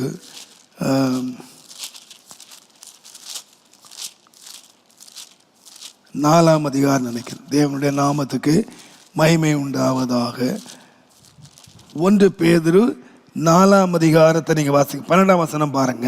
பிரியமானவர்களே, உங்களை சோதிக்கும்படி உங்கள் நடுவிலே பற்றி எரிகிற அக்கினியை குறித்து ஏதோ புதுமை, என்ன எரிதுன்னா அக்கினி எரிஞ்சுக்கிட்டு இருக்கு, நீங்க நினைக்காதீங்க இது புதுமை, இது நவீனம், இது நடக்குது அப்படி நீங்க புதுமை என்று நினைச்சாதீங்க, திகைக்காதீங்க, நீங்க பயப்படாதீங்க, இது புதுமை என்று திகைக்காதீங்க. அவர் இதை ஏன் எழுதுறாருன்னு கேட்டீங்கன்னா, நீங்க 1ஆம் அதிகாரத்தை நீங்கள் வாசிங்கன்னா, தேவனுடைய நாமத்துக்கு மகிமை உண்டாவதாக, கடைசி காலத்திலே வெளிப்பட ஆயத்தமாக்கப்பட்டிருக்கிற ரட்சிப்புக்கு ஏதுவாக விசுவாசத்தை கொண்டு தேவனுடைய பலத்தினாலே காக்கப்பட்டிருக்கிற உங்களுக்கு. அப்போ இந்த புதுமைன்னு தகிக்கிறவங்க யாருன்னு கேட்டீங்கன்னா, தேவனுடைய நாமத்துக்கு மகிமை உண்டாவதாக விசுவாசத்தை கொண்டு தேவனுடைய பலத்தினாலே காக்கப்பட்டிருக்கிற அந்த தேவனுடைய மக்கள் இப்ப என்ன நினைக்கிறாங்கன்னா, நீங்க 6ஆம் வசனத்தை வாசிக்கிற போது பலவிதமான சோதனைகளினாலே அவங்க துக்கப்படுறாங்க. இவங்க யாரு? தேவனுடைய பலத்த கையினாலே காக்கப்படுகிறவர்கள். தேவனுடைய நாமத்துக்கு மகிமை உண்டாவதாக அவர்கள் துக்கப்படுகிறார்கள். இப்போ அவங்களுடைய வாழ்க்கையில ஒரு பெரிய துக்கம். ஆனா ஒண்ணு தெரியுது, தேவன் தம்முடைய பலத்தினாலே காக்கிறார், நம்முடைய விசுவாசத்தை கொண்டு தேவன் காக்கிறார். அந்த தேவனால் காக்கப்படுகிற மக்கள் அனுபவிக்கிறது என்னன்னு கேட்டீங்கன்னா துக்கம். நீங்க மிக துக்கப்படுறீங்க. நான் யோசித்து பார்த்தேன், இந்த பேதர் சபையாருக்கு எழுதுகிறார். இந்த சபையினுடைய ஒரு கால வாழ்க்கையை நீங்கள் கடந்த கால வாழ்க்கையை நீங்க யோசித்து பார்த்தீங்கன்னா, இந்த கர்த்தரை காட்டு ரொம்ப ஆச்சரியமா இருந்தது. இவர்கள் எல்லாரும் தேவனால் காக்கப்படுகிறவர்கள், ஒரு சபையாக மீட்கப்பட்டவர்கள். இவர்கள் எல்லாம் நீங்க பின்னால வாசிங்கன்னா அவர்கள் பரதேசிகள் என்று அழைக்கிறார். அவங்க எல்லாத்தையும் விட்டுட்டு அந்நியரும் பரதேசியமா வந்துட்டவங்க. அவங்க வாழ்க்கையால தேவன் துக்கத்தை அனுபவிச்சார். ஆனா இவங்களுடைய ஆரம்பத்தை நீங்க பாத்தீங்களா? கர்த்தருடைய நாமத்துக்கு மகிமை உண்டாவதாக நீங்க தொடர்ந்து நீங்க அவங்கள வாசித்தீங்கன்னா, அப்போஸ்தலர் 2ஆம் அதிகாரத்துல 46, 47 வசனங்களை வாசித்தீங்கன்னா, ஒவ்வொரு நாளும் தேவாலயத்தில் இருந்தவங்க, எவ்ரிடே அவங்களுடைய ஆரம்பத்தை நீங்க வாசித்தீங்கன்னா ஒவ்வொரு நாளும் தேவாலயத்தில் துதிச்சு மகிழ்ந்து வீடுகள் தோறும் அப்பம் விட்டு கபடமில்லாத இருதயத்தோடு அவங்க அநேக ரட்சிப்புக்குள்ள கொண்டு வந்தவங்க. ஒவ்வொரு நாளும் ஜனங்கள் ரட்சிக்கப்படுகிற அனுபவத்தை அவங்க பார்த்தாங்க. சபை ஒவ்வொரு நாளும் பெருகிறதை பார்த்தாங்க. தேவனுடைய நாமத்துக்கு மகிமை உண்டாவதாக. நீங்கள் அப்போஸ்தலர் 5ஆம் அதிகாரம் 33ஆம் வசனத்தை வாசித்தீங்கன்னா அவர்கள் எல்லார் மேலும் பூரண கிருபை உண்டாயிருந்தது என்று நீங்கள் வாசிக்கிறீர்கள். 5ஆம் அதிகாரம் 35ஆம் வசனத்தில் அவர்களில் ஒருவனுக்கும் ஒன்றும் குறைவாய் இருந்ததில்லை. அப்போஸ்தலர் 5:35 அவர்களில் ஒருவனுக்கும் ஒன்றும் எப்படி இல்லை, குறைவாய் இருந்ததே இல்லை. தேவனுடைய நாமத்துக்கு மகிமை உண்டாவதாக. நீங்கள் 13ஆம் அதிகாரம் அப்போஸ்தலர் 13ஆம் அதிகாரம் 52ஆம் வசனத்தை வாசித்தீங்கன்னா சீசர்கள் சந்தோஷத்தினாலும் பரிசுத்த ஆவியினாலும் என்ன செய்யாங்கன்னா நிரப்பப்பட்டார்கள். கர்த்தருடைய நாமத்துக்கு மகிமையும் கனமும் துதியும் உண்டாவதாக. நீங்கள் அப்போஸ்தலர் 9ஆம் அதிகாரம் 31ஆம் வசனத்தை நீங்க வாசித்தீங்கன்னா அப்போஸ்தலர் 9:31 சபைகள் சமாதானம் பெற்று பக்தி விருத்தி அடைந்து அவர்கள் பரிசுத்த ஆவியினுடைய ஆறுதலோடும் சபை நடந்து பெருகின என்று வாசிக்கிறோம். அந்த சபைக்கு தான் பரிபூர்ண கிருபை பெற்ற சபை. ஒவ்வொரு நாளும் தேவனுடைய ஆலயத்தில் இருந்தவங்க, ஒரு குறைவில்லாம இருந்தவங்க, சமாதானம் பெற்றிருந்தவங்க, ஒவ்வொரு நாளும் சபை பெருகிட்டே இருந்த சபை தான். இப்போ என்ன நடக்குதுன்னா சபைக்குள்ளே அக்கினி பற்றி எரிந்து அவங்க என்ன பண்றாங்கன்னா துக்கமா படுறாங்க. மிகுந்த துக்கம். ஏன் இந்த அக்கினி வந்தது? ஆனால் அந்த அக்கினி நடுவில் ஒன்று இருக்கிறது, விசுவாசத்தினாலே தேவனால் காக்கப்படுகிறார்கள். நீங்க ஏன் துக்கப்படுகிறீர்கள்? தேவனுடைய நாமத்துக்கு மகிமை உண்டாவதா. என் அருமையான கர்த்தருடையவர்களே, நான் நினைக்கிறேன் பரிசுத்தவான்கள் தேவனால் காக்கப்பட்டவர்கள், தேவ தரிசனம் பெற்றவர்கள், அழைக்கப்பட்டவர்கள். அவர்கள் வாழ்க்கையிலே இந்த வார்த்தைகள், இந்த அடைப்புகள் வந்தபோது அந்த அடைப்பு அவங்களை என்ன பண்ணுச்சுன்னு கேட்டிங்கன்னா நான் சொல்லுவேன், வசனம் அவருடைய வாழ்க்கையை புடமிடுறதுக்குன்னு கேட்டிங்கன்னா, ஒரு பொன்னை புடமிடுறது கேட்டிங்கன்னா தேவையில்லாத காரியங்களை அகற்றுறதுக்கு, சுத்தமாகிறதுக்கு. ஒரு புடமிடுதல் என்று சொல்லுகிறது வெள்ளியை புடமிடுகிறது போல, பொன்னை புடமிடுகிறது போல. ஆகையினாலே தான் யோபு தன்னுடைய அடைப்பின் காலத்தில், தன்னுடைய சோதனையின் காலத்தில், அவருக்கு விளங்காத ஒரு காலத்தில் ஒன்றை மட்டும் கண்டுபிடிச்சாரு. இந்த சோதனைக்கு பின்னாக நான் வெளியே எப்படி வருவேன்னு கேட்டிங்கன்னா சுத்த பொன்னாக நான் வருவேன், அழிஞ்சு போக மாட்டேன். நீங்கள் எல்லாரும் பரியாசம் பண்ணிக்கிட்டு இருக்கிறீங்க, நீங்கள் எல்லாரும் என்னை கேலி பண்ணிக்கிட்டு இருக்கிறீங்க, நீ செய்த குற்றம்னு சொல்லிக்கிட்டு இருக்கிறீங்க. ஆனால் எனக்கு ஒன்று தெரியும், என் மீட்பர் உயிரோடு இருக்கிறார்.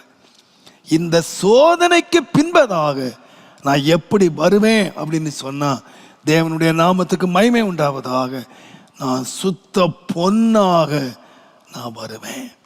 நான் யோசித்து பார்த்தேன், இந்த யோசேப்பினுடைய வாழ்க்கையில் கர்த்தருடைய வசனம் அவனை புடமிட்டது, அவனை சிறையிருப்பில் வச்சு அவனை புடமிட்டு வெளியே கொண்டு வந்ததுன்னா, அவனை சுத்திகரித்து வெளியே கொண்டு வந்தது அப்படின்னு கேட்டிங்கன்னா, இன்றைக்கு நான் ஆண்டவர் சமூகத்தில் உட்கார்ந்து, ஆண்டவரே, இந்த சிறையிருப்புக்கு பின்னாக இந்த மனுஷன் எப்படி இருந்தான், வெளியே வந்தபோது இந்த மனுஷன் எப்படி இருந்தான் அப்படிங்கிறத நான் ஆண்டவர்கிட்ட கேட்டபோது, ஆண்டவர் அவனுடைய வாழ்க்கையில் செய்த 5 காரியங்களை நீங்கள் வீட்டில் போய் தியானிச்சுங்க.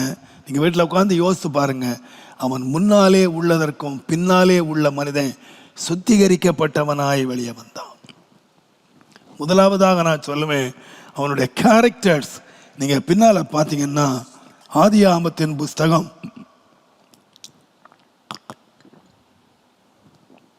41ஆம் அதிகாரம் 51ஆம் வசனத்தை நீங்க பார்த்தீங்கன்னா வேதம் சொல்லுகிறது, என் வருத்தம் யாவையும் என் தகப்பன் வீட்டார் எல்லாரையும் நான் மறக்கும்படி ஆண்டவர் செய்தார். அவனை எப்படி வெளியே கொண்டு வந்தார்? இந்த 13 வருஷ சிறையிருப்புக்கு பின்னாக அவனை எப்படி கொண்டு வந்தார்னு கேட்டீங்கன்னா, தேவன் அவனை புடம் விட்டு வெளியே கொண்டு வந்தது தன்னுடைய வாழ்க்கையில வந்த வருத்தங்கள். நம்ம முதல்ல சொன்ன பாருங்க, அவன் தன்னுடைய சகோதரரை பார்த்து கெஞ்சினான், மன வியாகுலத்தோடு கதறினான். அந்த ஒரு டீனேஜ் பாய், ஒரு 17 வயது பையன், இந்த 10 முரட்டு சகோதரர்கள், வேறு துரோகிகள், சொந்த ஓன் பிரதர்ஸ், அவர்கள் அவனுக்கு துரோகம் செய்து கொலை செய்யணும்னு சொல்லி கடைசியில் அவனை குழியில போட்டு அவனை காசுக்கு விற்கும் போது அவன் என்ன பண்ணான்னு கேட்டான், அவனுடைய மன வியாகுலம், அவனுடைய வருத்தம், அவனுடைய கெஞ்சுதல். நீங்க யோசித்து பாருங்க, எந்த மனிதனாலும் இதை மறக்க முடியாது. எந்த மனிதனாலும் எந்த பிரசங்கியார் பிரசங்கம் பண்ணலாம், என்னெல்லாமோ சொல்லலாம். இந்த மாதிரி உங்கள் குடும்பத்தில் ஒரு காரியம் நடந்திருக்குமானால் நீங்க மறக்கவே முடியாது. இதை யார் தான் மறக்க முடியும்னா வசனத்தினால்தான் முடியும், கர்த்தரால் தான் முடியும். கர்த்தர் அவனை எப்படி கொண்டு வந்தார்னு கேட்டீங்கன்னா, நமக்கு ஒரு சின்ன காரியத்தை மன்னிக்க முடியல, ஒரு சின்ன துரோகத்தை மன்னிக்க முடியல. நம்ம என்ன சொல்றோம் தெரியுமா? சாகிற வரைக்கும் முகத்தால் முழிக்க மாட்டேனா, அவன் என்ன செய்திருப்பான்னு நினைச்சு பாருங்க. ஒரு சின்ன காரியத்தை நம்மால மன்னிக்க முடியல, நாம் மன்னித்த காரியத்தை நம்மால மறக்க முடியலைங்க. எத்தனையோ காரியங்களை உள்ள போட்டு நம்ம குழப்பிட்டு கிடக்குறோங்க. ஆனா இவ்வளவு பெரிய வருத்தத்தை, இவ்வளவு பெரிய வியாகுலத்தை அவன் மறந்துட்டான், மன்னிச்சிட்டான், மறந்துட்டான். ரெண்டாவதாக நீங்க அவனை பார்த்தீங்கன்னா, தேவனுடைய நாமத்துக்கு மகிமை உண்டாவதாக 41ஆம் அதிகாரம் தயவு செய்து 38ஆம் வசனத்தை நீங்க வாசித்தீங்கன்னா, அவன் வெளியே எப்படி வந்தான்னு கேட்டீங்கன்னா, தரிசனம் பெற்ற ஒரு மனிதனாக வெளியே வரல. எப்படி வந்தான்னா, தேவ ஆவியை பெற்ற ஒரு மனிதனாக வந்தான். அவன் சிறையிருப்புக்கு முன்னால தாம் பெற்ற சொப்பனத்துக்கு தனக்கே அர்த்தம் தெரியல.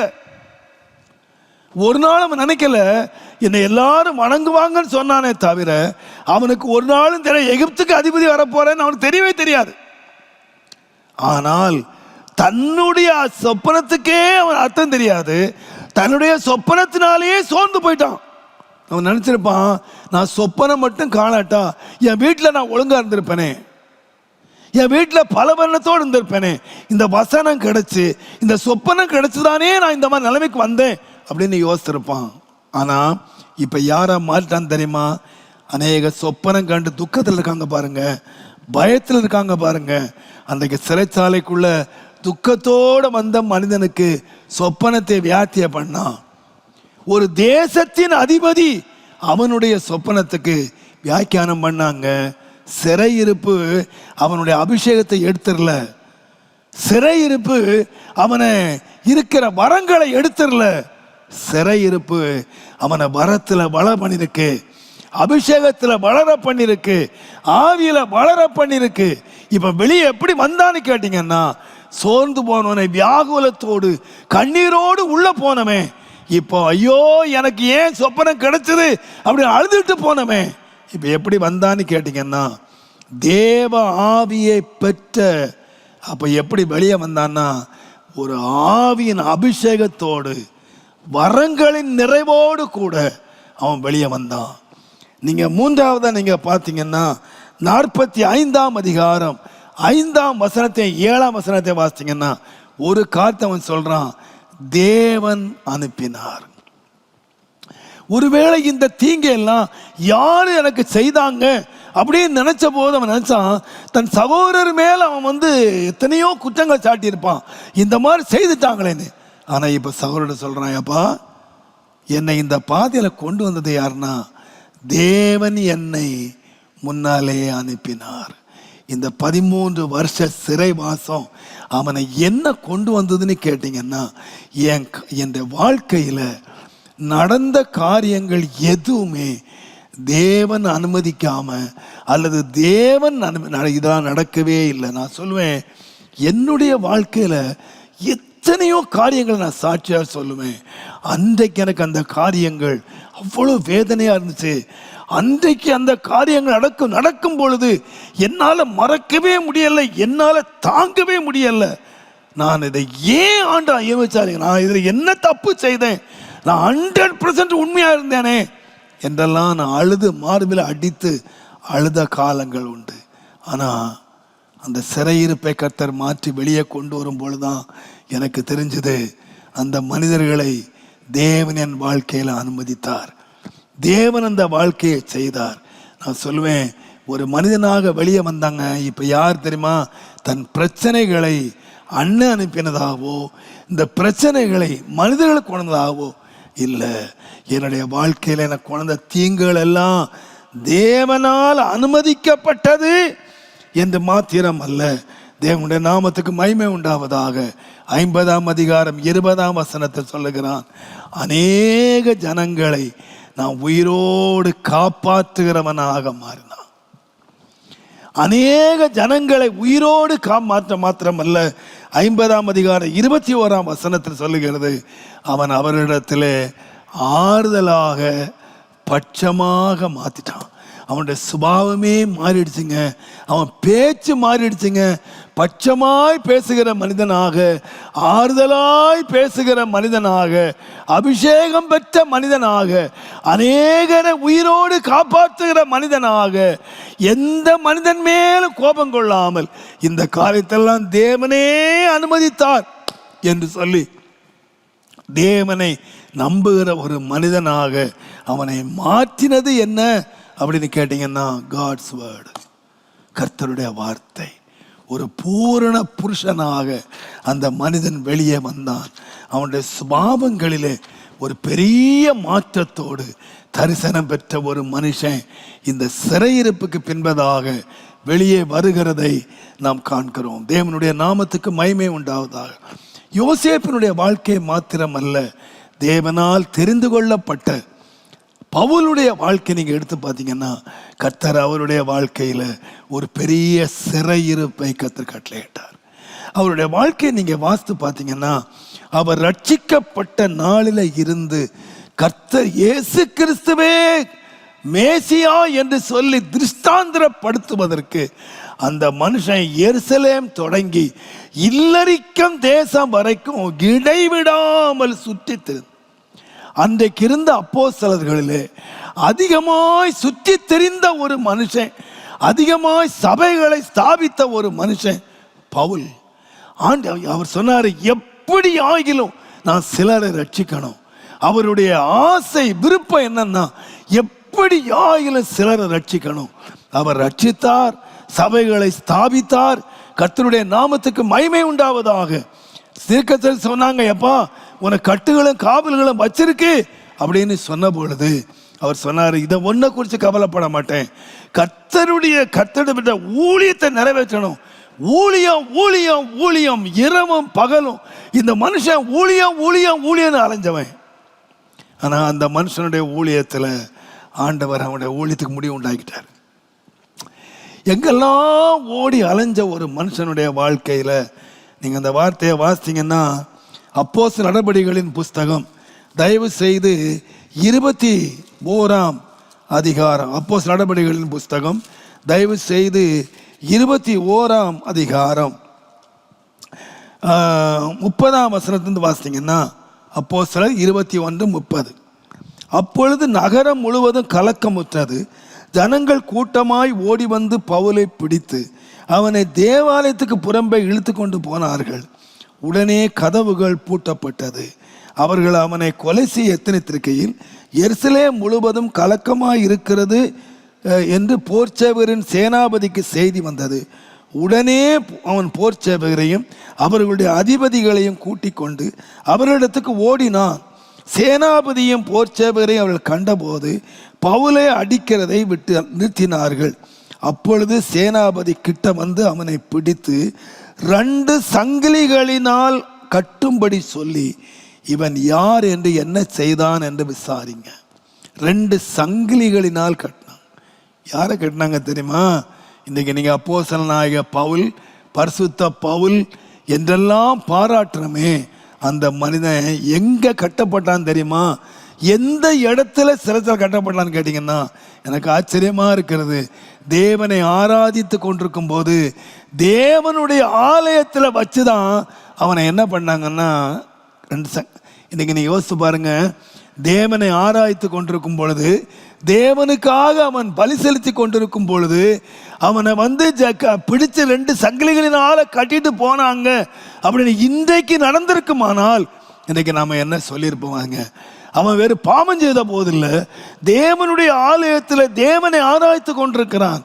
தேவனுக்கு மற்றவர்களை கொண்டு வந்து அவன் அவர்களுக்கு விசேதனம் பண்ணி செய்ய வேண்டிய பலிகளை அவன் சொல்லிக் கொண்டிருக்கும் பொழுது வேதம் சொல்லுகிறது, 2 சங்கிலிகளினாலே அவன் கட்டப்பட்டு இழுத்து கொண்டு போகப்பட்டான்.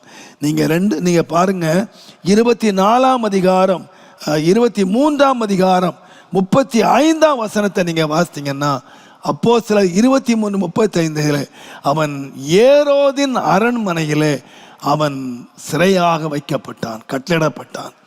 நீங்கள் 24ஆம் அதிகாரம் 27ஆம் வசனத்தை நீங்க வாசித்தீங்கன்னா, அவனை பேலிக்ஸ் 2 வருஷம் அவனை காவலில் வச்சுட்டு போயிட்டான். நமக்கு ஒரு நாள் 1 மாதத்துக்குள்ளே நமக்கு ரொம்ப தலைவலிலாம் வந்துருச்சு. 2 வருஷம் ஊழியத்தை விட்டுட்டு, ஆலயத்தை விட்டுட்டு யார் போயிருக்கா தெரியுமா?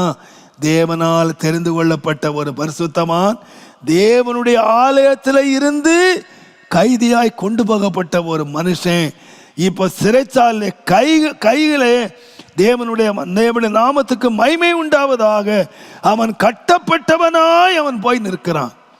நீங்கள் தேவனுடைய நாமத்துக்கு மகிமை உண்டாவதாக அப்போஸ்தலர் 28ஆம் அதிகாரத்தை நீங்க வாசித்தீங்கன்னா, அப்போஸ்தலர் 28:17 தன்னுடைய எல்லா யூதர்களையும் கூப்பிட்டு ரோமல சொல்றாரு, 3 நாளைக்கு பின்பு பவுல் யூதரில் பிரதானமானவர்களை வரவழைத்தான். அவர்கள் கூடி வந்திருந்த போது அவன் அவர்களை நோக்கி, சகோதரரே, நம்முடைய ஜனங்களுக்கும் நம்முடைய முன்னோர்களின் முறைமைகளுக்கும் விரோதமானது ஒன்றையும் நான் செய்யாமல் இருந்தும் கட்டப்பட்டவனாக எருசலேமில் இருந்து ரோமர் கையிலே ஒப்பு கொடுக்கப்பட்டேன். எனக்கு அந்த வார்த்தை நீங்க எப்படி விளங்கிறீங்கன்னு தெரியல.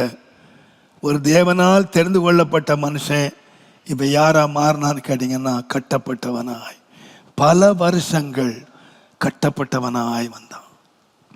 பல வருஷங்கள் ஆண்டவர் நினச்சிருப்பான், நான் எத்தனை சபைகளை நான் ஸ்தாபித்தேன், ஏன் ஆண்டவர் என்னை கட்டி இந்த சிறைச்சாலையில் வச்சுட்டாரு, ஏன் எனக்கு இந்த ஜெயில், நான் தேவனை ஆராதித்து கொண்டிருக்கும் பொழுது எனக்கு இந்த அவமானம், இந்த சிறை விலங்குகள், தேவனுடைய ஆலயத்திலேயே என்னை விலங்கு போட்டு பூட்டிட்டாங்க. என்னை பூட்டி அவன் சொல்றாரு, நான் ஒரு தப்பும் செய்யலை, தப்பு செய்யாத போது நான் அந்த விலங்குக்குரியவனாய் கட்டப்பட்டவனாய் வந்தேன். ஆனால் எனக்கு இந்த சம்பவங்கள் எல்லாம் ஆண்டவர் காட்டி என்னை தேற்றின ஒரே ஒரு வார்த்தை, ரொம்ப சாதாரணமான ஒரு வார்த்தை தான். அவனுடைய முடிவை நீங்கள் பார்த்தீங்கன்னா 28ஆம் அதிகாரத்தில் 30-31 வசனம் தான் ஆண்டவர் காட்டினார். பின்பு பவுல் தனக்காக வாடகைக்கு வாங்கியிருந்த வீட்டிலே 2 வருஷம் முழுவதும் தங்கி தன்னிடத்தில் வந்த யாவரையும் ஏற்றுக்கொண்டு மிகுந்த தைரியத்துடனே தடையில்லாமல் தேவனுடைய ராஜ்யத்தை குறித்து பிரசங்கித்து கர்த்தராகிய இயேசுவை பற்றிய விசேஷங்களை உபதேசித்து கொண்டிருந்தான். இந்த வசனத்தை ஆண்டவரை காட்டி ஆண்டவர் என்னுடைய உள்ளத்தை தந்தார். இதுவரைக்கும் கட்டப்படுறதுக்கு முன்னால பவுல் எருசலேம் தொடங்கி இல்லரிக்கம் வரைக்கும் எப்படி போனான்னு கேட்டீங்க, ஊழியம் என்ன செய்தான்னு கேட்டீங்கன்னா, கல்லறி உண்டான், அவன் அவமானப்படுத்தப்பட்டான், பசியை அனுபவிச்சான், பட்டினியை அனுபவிச்சான், அவனை கல்லெறிஞ்சாங்க, அவனை அவமானப்படுத்தினாங்க. அவருடைய முந்தின ஊழியம் சிறைக்கு முன்னால, சிறைப்படுத்தப்பட்ட ஊழியத்துக்கு முன்னால அவருடைய ஊழியங்கள் எல்லாம் நீங்க பார்த்தீங்கன்னா, நான் வெகு பாடுபட்டேன், பாடுபட்டாலும் இந்த பாடுகள் மத்தியில் ஆண்டு சொன்னார், கட்டுகளும் காவல்களும் வச்சிருக்கு அப்படின்னு சொன்னாலும் இந்த கட்டுகளோடு காவலோடு நான் ஊழியம் செய்தேன். நான் அலைஞ்சு திரிஞ்சு நான் கர்த்தருக்காக ஊழியம் செய்தேன். என் ஊழியத்தில் ஒரு இது காட்டு அனுபவிக்கல, பசியும் பட்டினி தான் அனுபவிச்சேன். ஆனால் இப்போ தேவன் அவரை நல்லா ஊழியம் செய்து கொண்டிருந்த காலத்தில் அந்த விலங்கு போட்டு பூட்டிட்டாரு. பூட்டி என்ன சொல்லுங்கம்மா, 2 வார்த்தை ரொம்ப முக்கியமாக கர்த்தர் எனக்கு சொன்ன வார்த்தை. தேவனுடைய நாமத்துக்கு மகிமை உண்டாவதாக. 31ஆம் வசனத்தை நீங்கள் வாசித்தீங்கன்னா பின்பாகத்தில், தன்னிடத்திலே வந்த யாவரையும் ஏற்றுக்கொண்டு மிகுந்த தைரியத்துடனே தடையில்லாமல் பிரசங்கிச்சான். நல்லா கவனிங்க, இந்த வார்த்தைகளை தந்தை எனக்கு ரொம்ப, நீங்கள் எப்படி மகிழ்ச்சி தெரியாது, பட் என் உள்ளத்தில் ஒரு பெரிய மகிழ்ச்சி வந்துச்சு. என்னன்னு கேட்டிங்கன்னா, இதுவரைக்கும் பவுல் ஜனங்களை எருசலேமிலிருந்து இல்லரிக்கன் தேசம் வரைக்கும் அவன் பிரயாணம் பண்ணி அவன் தேடி போனான். ஆனால் சிறையிருப்புக்கு பின்னால் அவன் சிறை இருக்கும் பொழுது நடந்து என்னன்னு கேட்டிங்கன்னா, ஜனங்கள் அவனை தேடி வந்தாங்க. இன்னைக்கு அவனுக்கு அனுகூலங்கள் இல்லை, அவன் வீட்டில் உட்கார்ந்துருக்கான். ஆண்டவர் கடைசி நாள் ஊழியத்தை எப்படி வச்சார்னு கேட்டீங்கன்னா, பவுல் நீ இதுவரைக்கும் நீ எனக்காக சுத்தி திரிஞ்ச, நீ எனக்காக ஓடுன, எனக்காக பாட அனுபவிச்ச, எனக்காக நீ எத்தனையோ பிரயாசப்பட்டு நீ ஓடுனப்பா. ஆனா உன்னோட சிறை இருப்பு என்ன வந்து கேட்டீங்கன்னா, நீ வீட்டில் உட்கார்ந்து வயதான காலத்தில் நீ வீட்டில் உட்கார்ந்து உன்னை தேடி ஜனங்கள் வந்தாங்க. வேதம் சொல்லுகிறது, தைரியமாய் தடையில்லாமல் ஒளிஞ்சுதான். 3 வார்த்தைகளை சொன்னார். அப்பா இனிமே என்ன இருக்காதுன்னா தடையே இருக்காது.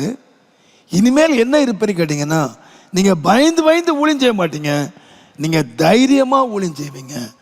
நான் ஒன்றே சொல்றேன், நீ போய் ஊழியம் செய்கிற காலங்களுக்கு முடிவு வந்தாலும் ஜனங்கள் நீ இருக்கிற இடத்துக்கு உன்னை தேடி வருவாங்கப்பா.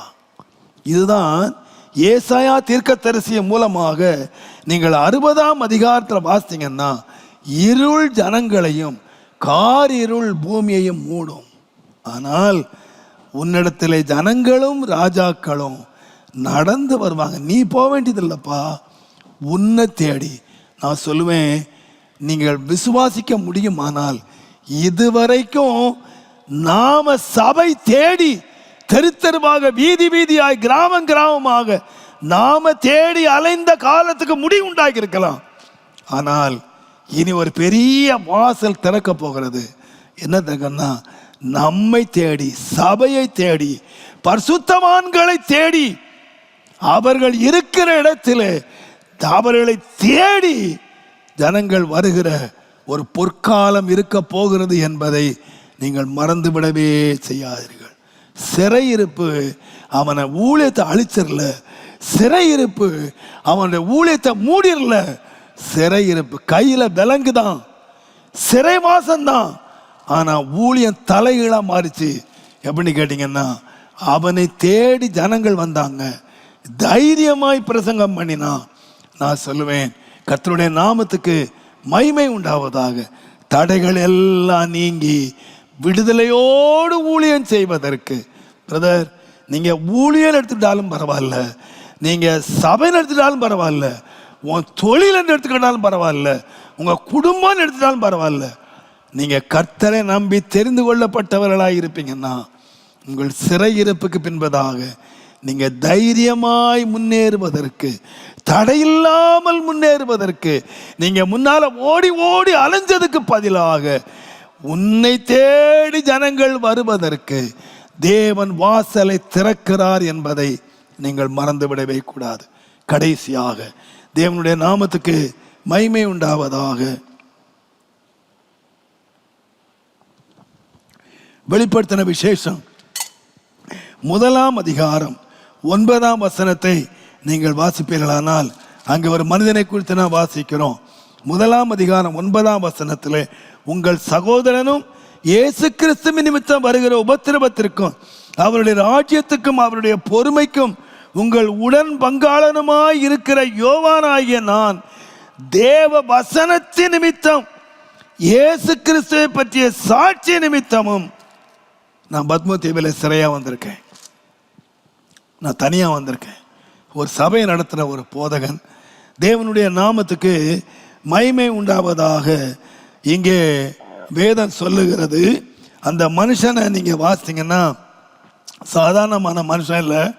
ஆண்டவர் அவரை தெரிந்து கொண்டு பின்பற்ற நிறையா பேர் இருந்தாங்க. ஆனால் நீங்கள் அந்த மனுஷனை குறித்து விசேஷமாக நீங்கள் வாசிக்கலாம். யோவான் எழுதின சுவிசேஷம் 13ஆம் அதிகாரம் தயவு செய்து 23ஆம் வசனத்தை நீங்கள் வாசித்து பார்த்தீங்கன்னா, மத்தேயு யோவான் 13:23. அந்த சமயத்தில் அவருடைய சீஷரில் இயேசுவுக்கு அன்பாயிருந்த ஒருவன் இயேசுவினுடைய மார்பிலே சாய்ந்து கொண்டிருந்தான். 19ஆம் அதிகாரம் தயவு செய்து 26ஆம் வசனத்தை நீங்க பார்த்தீங்கன்னா, அப்பொழுது இயேசு தம்முடைய தாயை அருகே நின்ற தமக்கு அன்பாயிருந்த சீசனையும் கண்டு, நீங்கள் 20ஆம் அதிகாரம் தயவு செய்து 2ஆம் வசனம் வாசித்து பாருங்க. உடனே அவள் ஓடி சீமோன் பேதுருவினிடத்திலும் இயேசுவுக்கு அன்பாயிருந்த மற்ற சீசனிடத்திலும், நீங்கள் 21ஆம் அதிகாரம் 7ஆம் வசனம் பாருங்க. இயேசுவுக்கு அன்பாய் இருந்த சீஷன். 21ஆம் அதிகாரம் 20ஆம் வசனம் பாருங்க. பேதுரு திரும்பி பார்த்து இயேசுவுக்கு அன்பாய் இருந்தவனும் ராபோஜனம் பண்ணுகையில் அவன் மார்பிலே சாய்ந்து கொண்டு இருந்த ஒரு சீஷன். யார் தெரியுமா? யோவான். இயேசுவை நேசிக்கிறேன்னு சொல்றது நம்ம நிறைய பேர் இருக்கோம். நாம சொல்லுவோம் இயேசுவை லவ் யூன்னு. ஆனால் இயேசு நம்ம நேசிக்கிறாராங்கிறது பெரிய பிரச்சனை. 12 பேரை ஆண்டு தெரிந்து கொண்டார். நிறைய பேர் ஆண்டு ஊழியம் பண்ணினாங்க. ஆனால் விசேஷமாக இந்த யோவானை பற்றி எழுதியிருக்கு. கர்த்தருடைய நாமத்துக்கு மகிமை உண்டாகும். யாருன்னு கேட்டிங்கன்னா, இயேசு அவன் மேல அன்பா இருந்தார். இயேசு அவனை நேசித்தார். அவன் மனுஷன் இப்போ என்ன பண்ணுறான்னு கேட்டிங்கன்னா, எதுக்காக இந்த பத்ம தீவுக்கு சிறையாக வந்தான் பாருங்க. எத்தனையோ ஆயிரக்கணக்கான மக்கள் சபை நடத்தின ஒரு பெரிய சபையினுடைய பாஸ்டர். பின்னாலே 1 யோவான், 2 யோவான், 3 யோவான், இந்த 3 நிருபங்களை எழுதின ஒரு மனுஷன். யோவான் சுவிசேஷத்தை எழுதின ஒரு மனுஷன், பெரிய சபையினுடைய பாஸ்டர். அவர் இந்த சிறையிருப்புக்கு வந்தார். கர்த்தருடைய நாமத்துக்கு மகிமை உண்டாவதாக. நான் சொல்வேன், அருமையான கர்த்தருடைய வரிகளே, யாருக்கு இந்த சிறையிருப்பு வந்ததுன்னு கேட்டீங்கன்னா, இயேசு அவன் மேல் ரொம்ப அன்பா இருந்தார். அவன் செய்ய தப்பு இல்லை. அவன் என்ன தப்பு செய்தான்னு கேட்டீங்கன்னா, இயேசுடைய வசனத்தை பின்பற்றினான். இயேசுவுக்கு சாட்சியாய் வாழ்ந்தான். அவனுடைய வாழ்க்கையில ஆண்டவர் இந்த சிறையிருப்பை கொடுத்து நாடு கடத்தி, அவனுக்கு ஆராதனை இல்லை, ஒரு தனி மனிதனா நிற்கிறான். நான் நினைக்கிறேன் சர்ச்சில் தன் மக்களை எல்லாரையும் பார்த்து மகிழ்ந்த ஒரு மனுஷன் இப்போ தனி மனிதனாய் நின்று கொண்டு கர்த்தருடைய நாளை யோசித்து பார்க்குறான். நான் யோசிக்கிறேன், அநேக வேளைகளில் ஒவ்வொரு ஞாயிற்றுக்கிழமையும் நான் இங்கே மேலே வரும் பொழுது எனக்கு தாங்கவே முடிகிறது இல்லை. அப்படியே ஏனென்றால் ஒவ்வொரு வாரமும் நான் உட்கார்ந்து ஜனங்கள் எப்படி இருக்காங்க ஒவ்வொருத்தராக வர்றவங்களெல்லாம் பார்த்து பார்த்து பார்த்து ஒரு சந்தோஷமாக பூரித்து, ஆண்டவரே ஒவ்வொரு நாளும் இவ்வளவு ஜனங்கள் தருகிறீர், அவங்க எல்லாம் முகத்தை பார்த்து நான் பூரித்து, ஒருவருமே இல்லாமல் இந்த ஆலயத்தை பார்க்கும்போது அநேகர் என்கிட்ட கேட்பாங்க, பாஸ்டர் எப்படி ஒருத்தருமே இல்லாமல் இவ்வளோ நேரம் பேசிக்கிட்டு இருக்கிறீங்க, உண்மையாக பேசுகிற எப்படிங்கிறத புரிய மாட்டேன்து. ரொம்ப சங்கடத்தோடு தான் பேசிக்கிட்டு இருக்கேன். ரொம்ப வேதனையோடு தான் ஒவ்வொரு வாரத்தையும் நான் மற்ற நாட்களில் உள்ள வருகிறதே இல்லை, எனக்கு ஆலயத்துக்குள்ளே வருகிறதே இல்லை. எனக்கு அவ்வளவு மனதுக்கு அவ்வளவு சங்கடம். நான் யோசித்து பார்த்தேன், இந்த வசனம் எனக்கு ஆண்டவரை கொடுத்து என்னை தேற்றின போது எனக்கு சர்ச்சாவது இருக்கு வந்து பார்க்குறக்கு. ஆனால் தேவ வசனத்தின் நிமித்தமாக, சாட்சியாய் வாழ்ந்த நிமித்தமாக இந்த மனுஷனை நாடு கடத்தி ஒரு பத்மு என்கிற தீவில் ஒரு ஆள் அரவம் இல்லாத ஒரு இடத்துல, நானாவது இங்கே சர்ச்சில்ட்டாலும் என் வீட்லையாவது உட்கார்ந்துருக்கேன், என் பேர பிள்ளைகளோடு உட்கார்ந்துருக்கேன், என்னுடைய பிள்ளைகளோடு உட்கார்ந்து நேரத்தை செலவு பண்ணுறதுக்கு எனக்கு நல்ல நேரங்கள் இருக்கு. நான் நினைக்கிறேன், பொதுவாக நான் யோசித்து பார்க்குறேன், இந்த லாக்டவுன் தான் என்னுடைய குடும்பத்தில் நான் அதிகமாக என் பிள்ளைகளோடு நான் நேரத்தை செலவு பண்ண நல்ல நேரம் இருக்குது. சபையோடு என்னால் செலவு பண்ண முடியாட்டாலும் என் பிள்ளைகளோடு என் பேர பிள்ளைங்க பண்ணுற அட்டகாசத்தெல்லாம் பார்த்துட்டு ஒரு என்ஜாய் பண்ணுறதுக்கு இந்த வயசான காலத்து கிருபை இருக்குது. ஆனால் இந்த யோவானுக்கு அந்த பாக்கியம் கூட கிடைக்கல. வீட்டை விட்டு துரப்பட்டு, சபையை விட்டு துரத்தப்பட்டு தனி மனிதனாக உட்கார்ந்துருக்கிறான் ஐயா. ஆனால் சொல்லுவேன், கர்த்தருடைய நாமத்துக்கு மகிமை உண்டாவதா.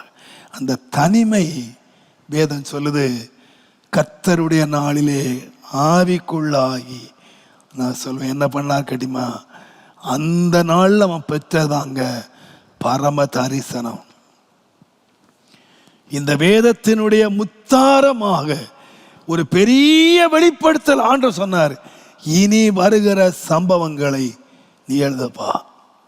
இனி என்ன நடக்க போகிறது, 2000 வருஷங்களுக்கு பின்னாக நடக்க போகிற ஒரு சம்பவத்தை சபைகளிலே, தேசத்திலே, அரசியலிலே என்னென்ன நடக்க விலாவாரியாக ஆண்டவர் காட்டி, நான் சொல்லுவேன், அவன் எத்தனை கேள்வி கேட்டிருப்பான், எனக்கு ஏன் இது நடந்தது அப்படின்னு கேட்டிங்கன்னா நான் சொல்லுவேன், சிறையிலே தான் ரெவலேஷன். நான் ரொம்ப ரொம்ப ரொம்ப சொல்லுவேன், அந்த இதுவரைக்கும் ஆவியை பெற்றாரு, ஆவியில் நடத்தினாரு, ஆவியில் பிரசங்கம் பண்ணாரு, ஆவியில் ஜெபிச்சாரு. ஆனால் இன்றைக்கு அந்த சிறை இருப்பு தான் அவரை ஆவிக்குள்ளாகவே கொண்டு போச்சு. கர்த்தருடைய நாளிலே நான் ஆவிக்குள்ளாகி பரம தரிசனத்தை கண்டேன். அருமையான கர்த்தருடைய பிள்ளை, சிறை இருப்பு தான் ஒரு தேவனுடைய மனுஷன் இதுவரைக்கும் பெறாத வெளிப்படுத்தல்களை கர்த்தருடைய நாமத்துக்கு மகிமை உண்டாவதாக ஒரு பெரிய தரிசனத்தோடு அந்த மனுஷன் திரும்பி, அவர் இங்கே சரித்திரம் சொல்லுது, திரும்பவும் அவர் தன்னுடைய எபே சபைக்கு வந்து முதிர் வயதான காலத்தில் அவரை கொண்டு வந்து சர்ச்சில் வைப்பாங்களாம். அவர் ஒன்று சொல்வாராம், பிள்ளைகளே ஒருவரில் ஒருவர் அன்பாய். அதை பிரசங்கம் அவள் தான், ஒரு நீண்ட பிரசங்கம் பண்ணலை, ஒருவரில் ஒருவர் அன்பாயிருங்கள். அதை சொல்லி தன்னுடைய முதிர் வயதில் அவர் மரித்து போனார் என்பதாக சரித்திரம் சொல்லுகிறது. தேவனுடைய நாமத்துக்கு மகிமை உண்டாவதாக. இந்த சிறை இருப்பு தான் அவருக்கு ஒரு பெரிய வெளிப்படுத்தலை, பரலோகத்தை குறித்துள்ள, பரம தரிசனத்தை குறித்துள்ள. இதுவரைக்கும் பரலோகத்தை பற்றி கேட்டாங்க, ஆனால் இந்த ஒரு மனுஷன்தான் பரலோகம் திறந்திருக்கிறதை கண்டு இனி சம்பவிக்க போகிறவைகளை, நான் சொல்லுவேன், இதே மாதிரி ஆவிக்குள்ளான ஒரு மனுஷன் அப்போஸ்தலனாகிய பவுல், அவர் சொன்னார், நான் 3ஆம் வானம் வரைக்கும் நான் எடுத்துக்கொள்ளப்பட்டேன். அருமையானவர்களே, எப்பொழுது கண்டாங்கன்னா இந்த சிறை இருப்பிலே பரம தரிசனம் உள்ளவர்களாய் மாறினார்கள். ஜான் பனியன் என்று சொல்லுகிற ஒரு பெரிய தேவனுடைய மனுஷன், அவர் ஆண்டவருக்காக சைனாவிலே பயங்கரமான ஊழியம் செய்த ஒரு மனுஷன். ஆனால் அவரை கொண்டு போய் சிறையில் வச்சாங்க. அந்த சிறையிலே தான் அவர் எழுதின வெளிப்படுத்தல் தான் மோட்ச பிரயாணம் என்ற ஒரு புஸ்தகத்தை எழுதினார். இன்றைக்கு உலகத்தில் பைபிளுக்கு அடுத்தபடியாக உலகத்தில் அதிகமாக விற்கப்படுகிற ஒரு கிறிஸ்தவ புத்தகம் என்னன்னு கேட்டிங்கன்னா மோட்ச பிரயாணம். அது எங்கே பெற்றார், அந்த தரிசனத்தை எங்கே பெற்றார் என்று கேட்டால், பரலோகத்தை தரிசனம் எங்கே பெற்றார்னு கேட்டிங்கன்னா சிறையிலே பெற்றார், அடைக்கப்பட்டிருக்கும் போது பெற்றார். அருமையானவர்களே, பரம தரிசனத்தை நான் சொல்லுவேன், ஏன் பரம தரிசனத்தை பெற்றாங்க அப்படின்னு சொன்னா, நான் எல்லா தாழ்மையோடு சொல்வேன், ஆபிரகாமுக்கு ஆண்டவர் இந்த பரம தரிசனத்தை கொடுத்த போது அவங்க எப்படி மாறிட்டாங்க அப்படின்னு கேட்டீங்கன்னா, அவங்க அறிக்கை மாறிச்சு. முதலாவது எபிரேயர் 11ஆம் அதிகாரம் 13ஆம் 14ஆம் வசனத்தை நீங்க வாசித்தீங்கன்னா, பரம தரிசனம் அவங்களை எங்க கொண்டு வந்து கேட்டீங்கன்னா, அவர்களை தங்கள் அந்நியர் பரதேசிகள் தங்கள் வாழ்க்கையை எப்படி கொண்டு வந்தாங்கன்னு கேட்டீங்கன்னா, தேசத்துல வாழ்ந்தாங்க. அவங்களை இந்த நெருக்கம் என்ன கொண்டு வந்துச்சுன்னா, ஒரு தரிசனம் என்ன கொண்டு வந்துச்சுன்னா, நாம இந்த உலகத்துக்குரியவர்கள் அல்ல, நாம அந்நியர்கள், இந்த பரலோகத்துக்குரியவர்கள். அந்த வெளிச்சம் அவளை கொண்டு வந்தது. அந்நியர்களும் பரதேசிகள் அவங்க அறிக்கை மாறினது. நீங்க 14ஆம் வசனத்தை வாசித்தீங்கன்னா அவங்களுடைய விஷன் மாறிச்சு. என்னன்னு கேட்டீங்கன்னா, இது சொந்த தேசம் இல்லை, சுய தேசத்தை நாடி போகிறோம் என்று நினைச்சு என்னன்னாங்க, அவங்க விட வேண்டியவர்களை விட்டார்கள், அவர்கள் பரம தேசத்தை விரும்பினார்கள். இந்த பரம தரிசனம் அவங்களுக்கு என்ன கொண்டு வந்துச்சுன்னு கேட்டீங்கன்னா, நான் சொல்லுவேன், அவங்க அறிக்கையிலே மாற்றம், அவங்களுடைய பிரசங்கத்திலே மாற்றம், அவங்களுடைய விடுகிறதிலே மாற்றம், நான் சொல்லுவேன் அவங்க விருப்பத்திலே மாற்றம். ஒரு பெரிய, அதனால்தான் சொன்னார் பவுல், நான் ஒன்று செய்கிறேன், நான் எல்லாத்தையும் மறந்து லக்கை நோக்கி ஓடுகிறேன். அருமையானவர்களே, சிறையிருப்பு என்கிறது பாவிகளுக்கு அல்ல. இருக்கட்டும், பாவம் செய்தவர்களுக்கு சிறையிருப்பு வேறு. ஆனால் நீங்க நினைக்கிறீங்க, நான் தேவனால் தெரிந்து கொள்ளப்பட்டவன், நான் இயேசுவை அவ்வளவு நேசிக்கிறேன், கர்த்தர் எனக்கு என்னெல்லாமோ தரிசனத்தை கொடுத்திருக்கிறார், என் வாழ்க்கையில என்னெல்லாமோ செய்வேன்னு சொல்லியிருக்கிறார், என் உயர்வை குறித்து, என் பிசினஸை குறித்து, என்னுடைய வருங்காலத்தை குறித்து என்னென்னவோ தரிசனங்கள் எல்லாம் கொடுத்திருக்கிறார். இது எல்லாம் பாழா போச்சே, எல்லாம் அடைபட்டு போச்சே. நீங்க தரிசனம் பெற்றவர்கள், தெரிந்து கொள்ளப்பட்டவர்கள், தேவனில் அன்பு கூறுகிறவர்கள் திகைத்து போய் இனி என்ன நடக்கும் என்று உட்கார்ந்துருக்கு. முன்னே நடந்ததான் இனிமேல் நடக்கும்பா. தரிசனம் கண்டவனுடைய வாழ்க்கையிலே, அவன் வாழ்க்கையிலே செய்ய வேண்டிய சுபாவ மாற்றங்கள், மறுரூபங்களை மாற்றி உன் தரிசனம் நிறைவேறும்பா. தரிசனம் ஒரு நாளும் மாறாது. தரிசனத்தை கர்த்தர் நிறைவேற்றுவார். தேவனால் தெரிந்து கொள்ளப்பட்ட உன்னுடைய வாழ்க்கையில தடைகளை நீக்கி உன்னை தைரியப்படுத்தி உன்னுடைய ஊழியத்தையே மாற்றி, இதுவரைக்கு நீ தேடி அலைந்தாய், உன்னை தேடி ஜனங்கள் வருகிற காரியத்தை நீ காண்பாய்.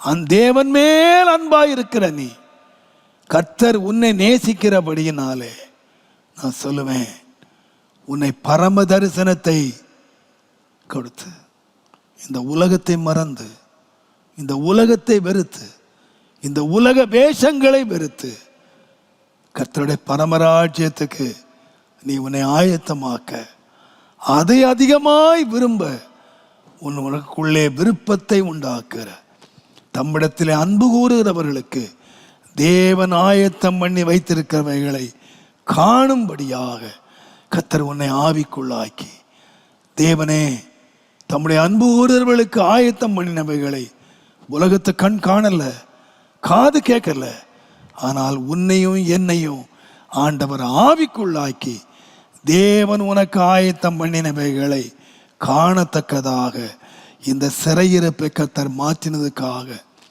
நன்றியோடு உம்மை ஸ்தோத்தரிக்கிறேன். ஆண்டவரே, உம்முடைய தயவுள்ள கருத்தில் ஒப்பு கொடுக்கிறேன். ஆண்டவரே, எங்களுக்கு முன்னாலே ஓடின எங்களுடைய பரிசுத்தவான்கள் நடக்காத ஒரு பாதையிலே, ஒரு புதுமையான ஒரு பாதையிலே எங்களை கொண்டு போகலப்பா.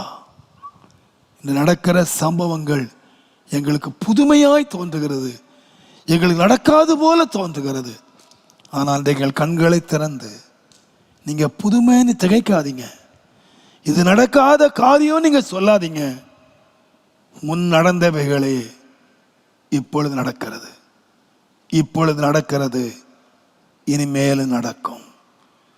காலங்கள் மாறலாம், ஆனால் மாறாத இயேசு எங்களோடு இருந்து, ஆண்டவரே நீர் காரியங்களை நடத்துறதுக்காக உமக்கு நன்றி.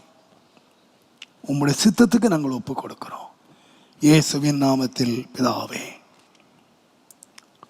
நம்முடைய கர்த்தராகிய இயேசு கிறிஸ்துவினுடைய கிருபை, பிதாவாகிய தேவனுடைய அன்பும், பரிசுத்த ஆவியருடைய அந்யோன்ய ஐக்கியமும், சமாதானமும், பாதுகாப்பும், வழி நடத்தலும் நம்முடைய ஆண்டவராகிய இயேசுவின் வருகை மட்டும் நம் அனைவரோடும் இருப்பதாக.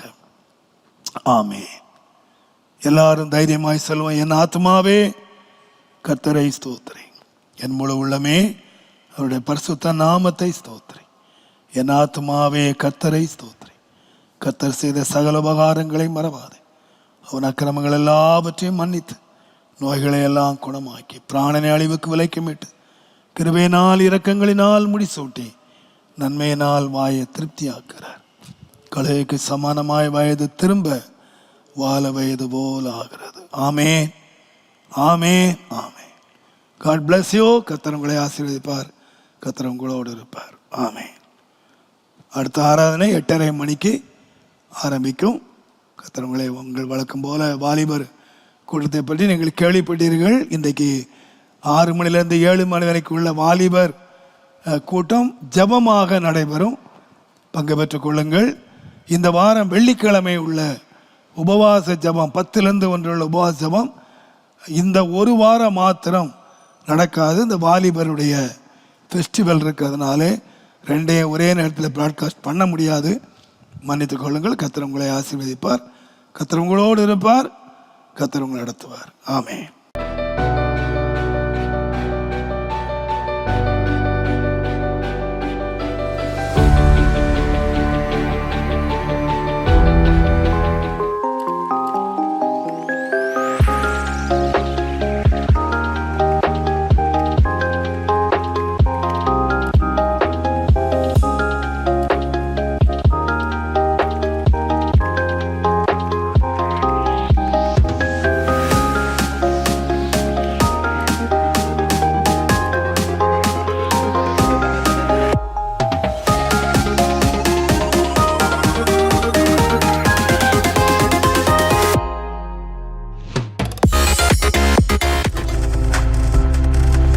நீங்கள் பார்த்து கொண்டிருப்பது உங்கள் ஜாய் டிவி. உங்கள் துக்கம் சந்தோஷமாய் மாறும்.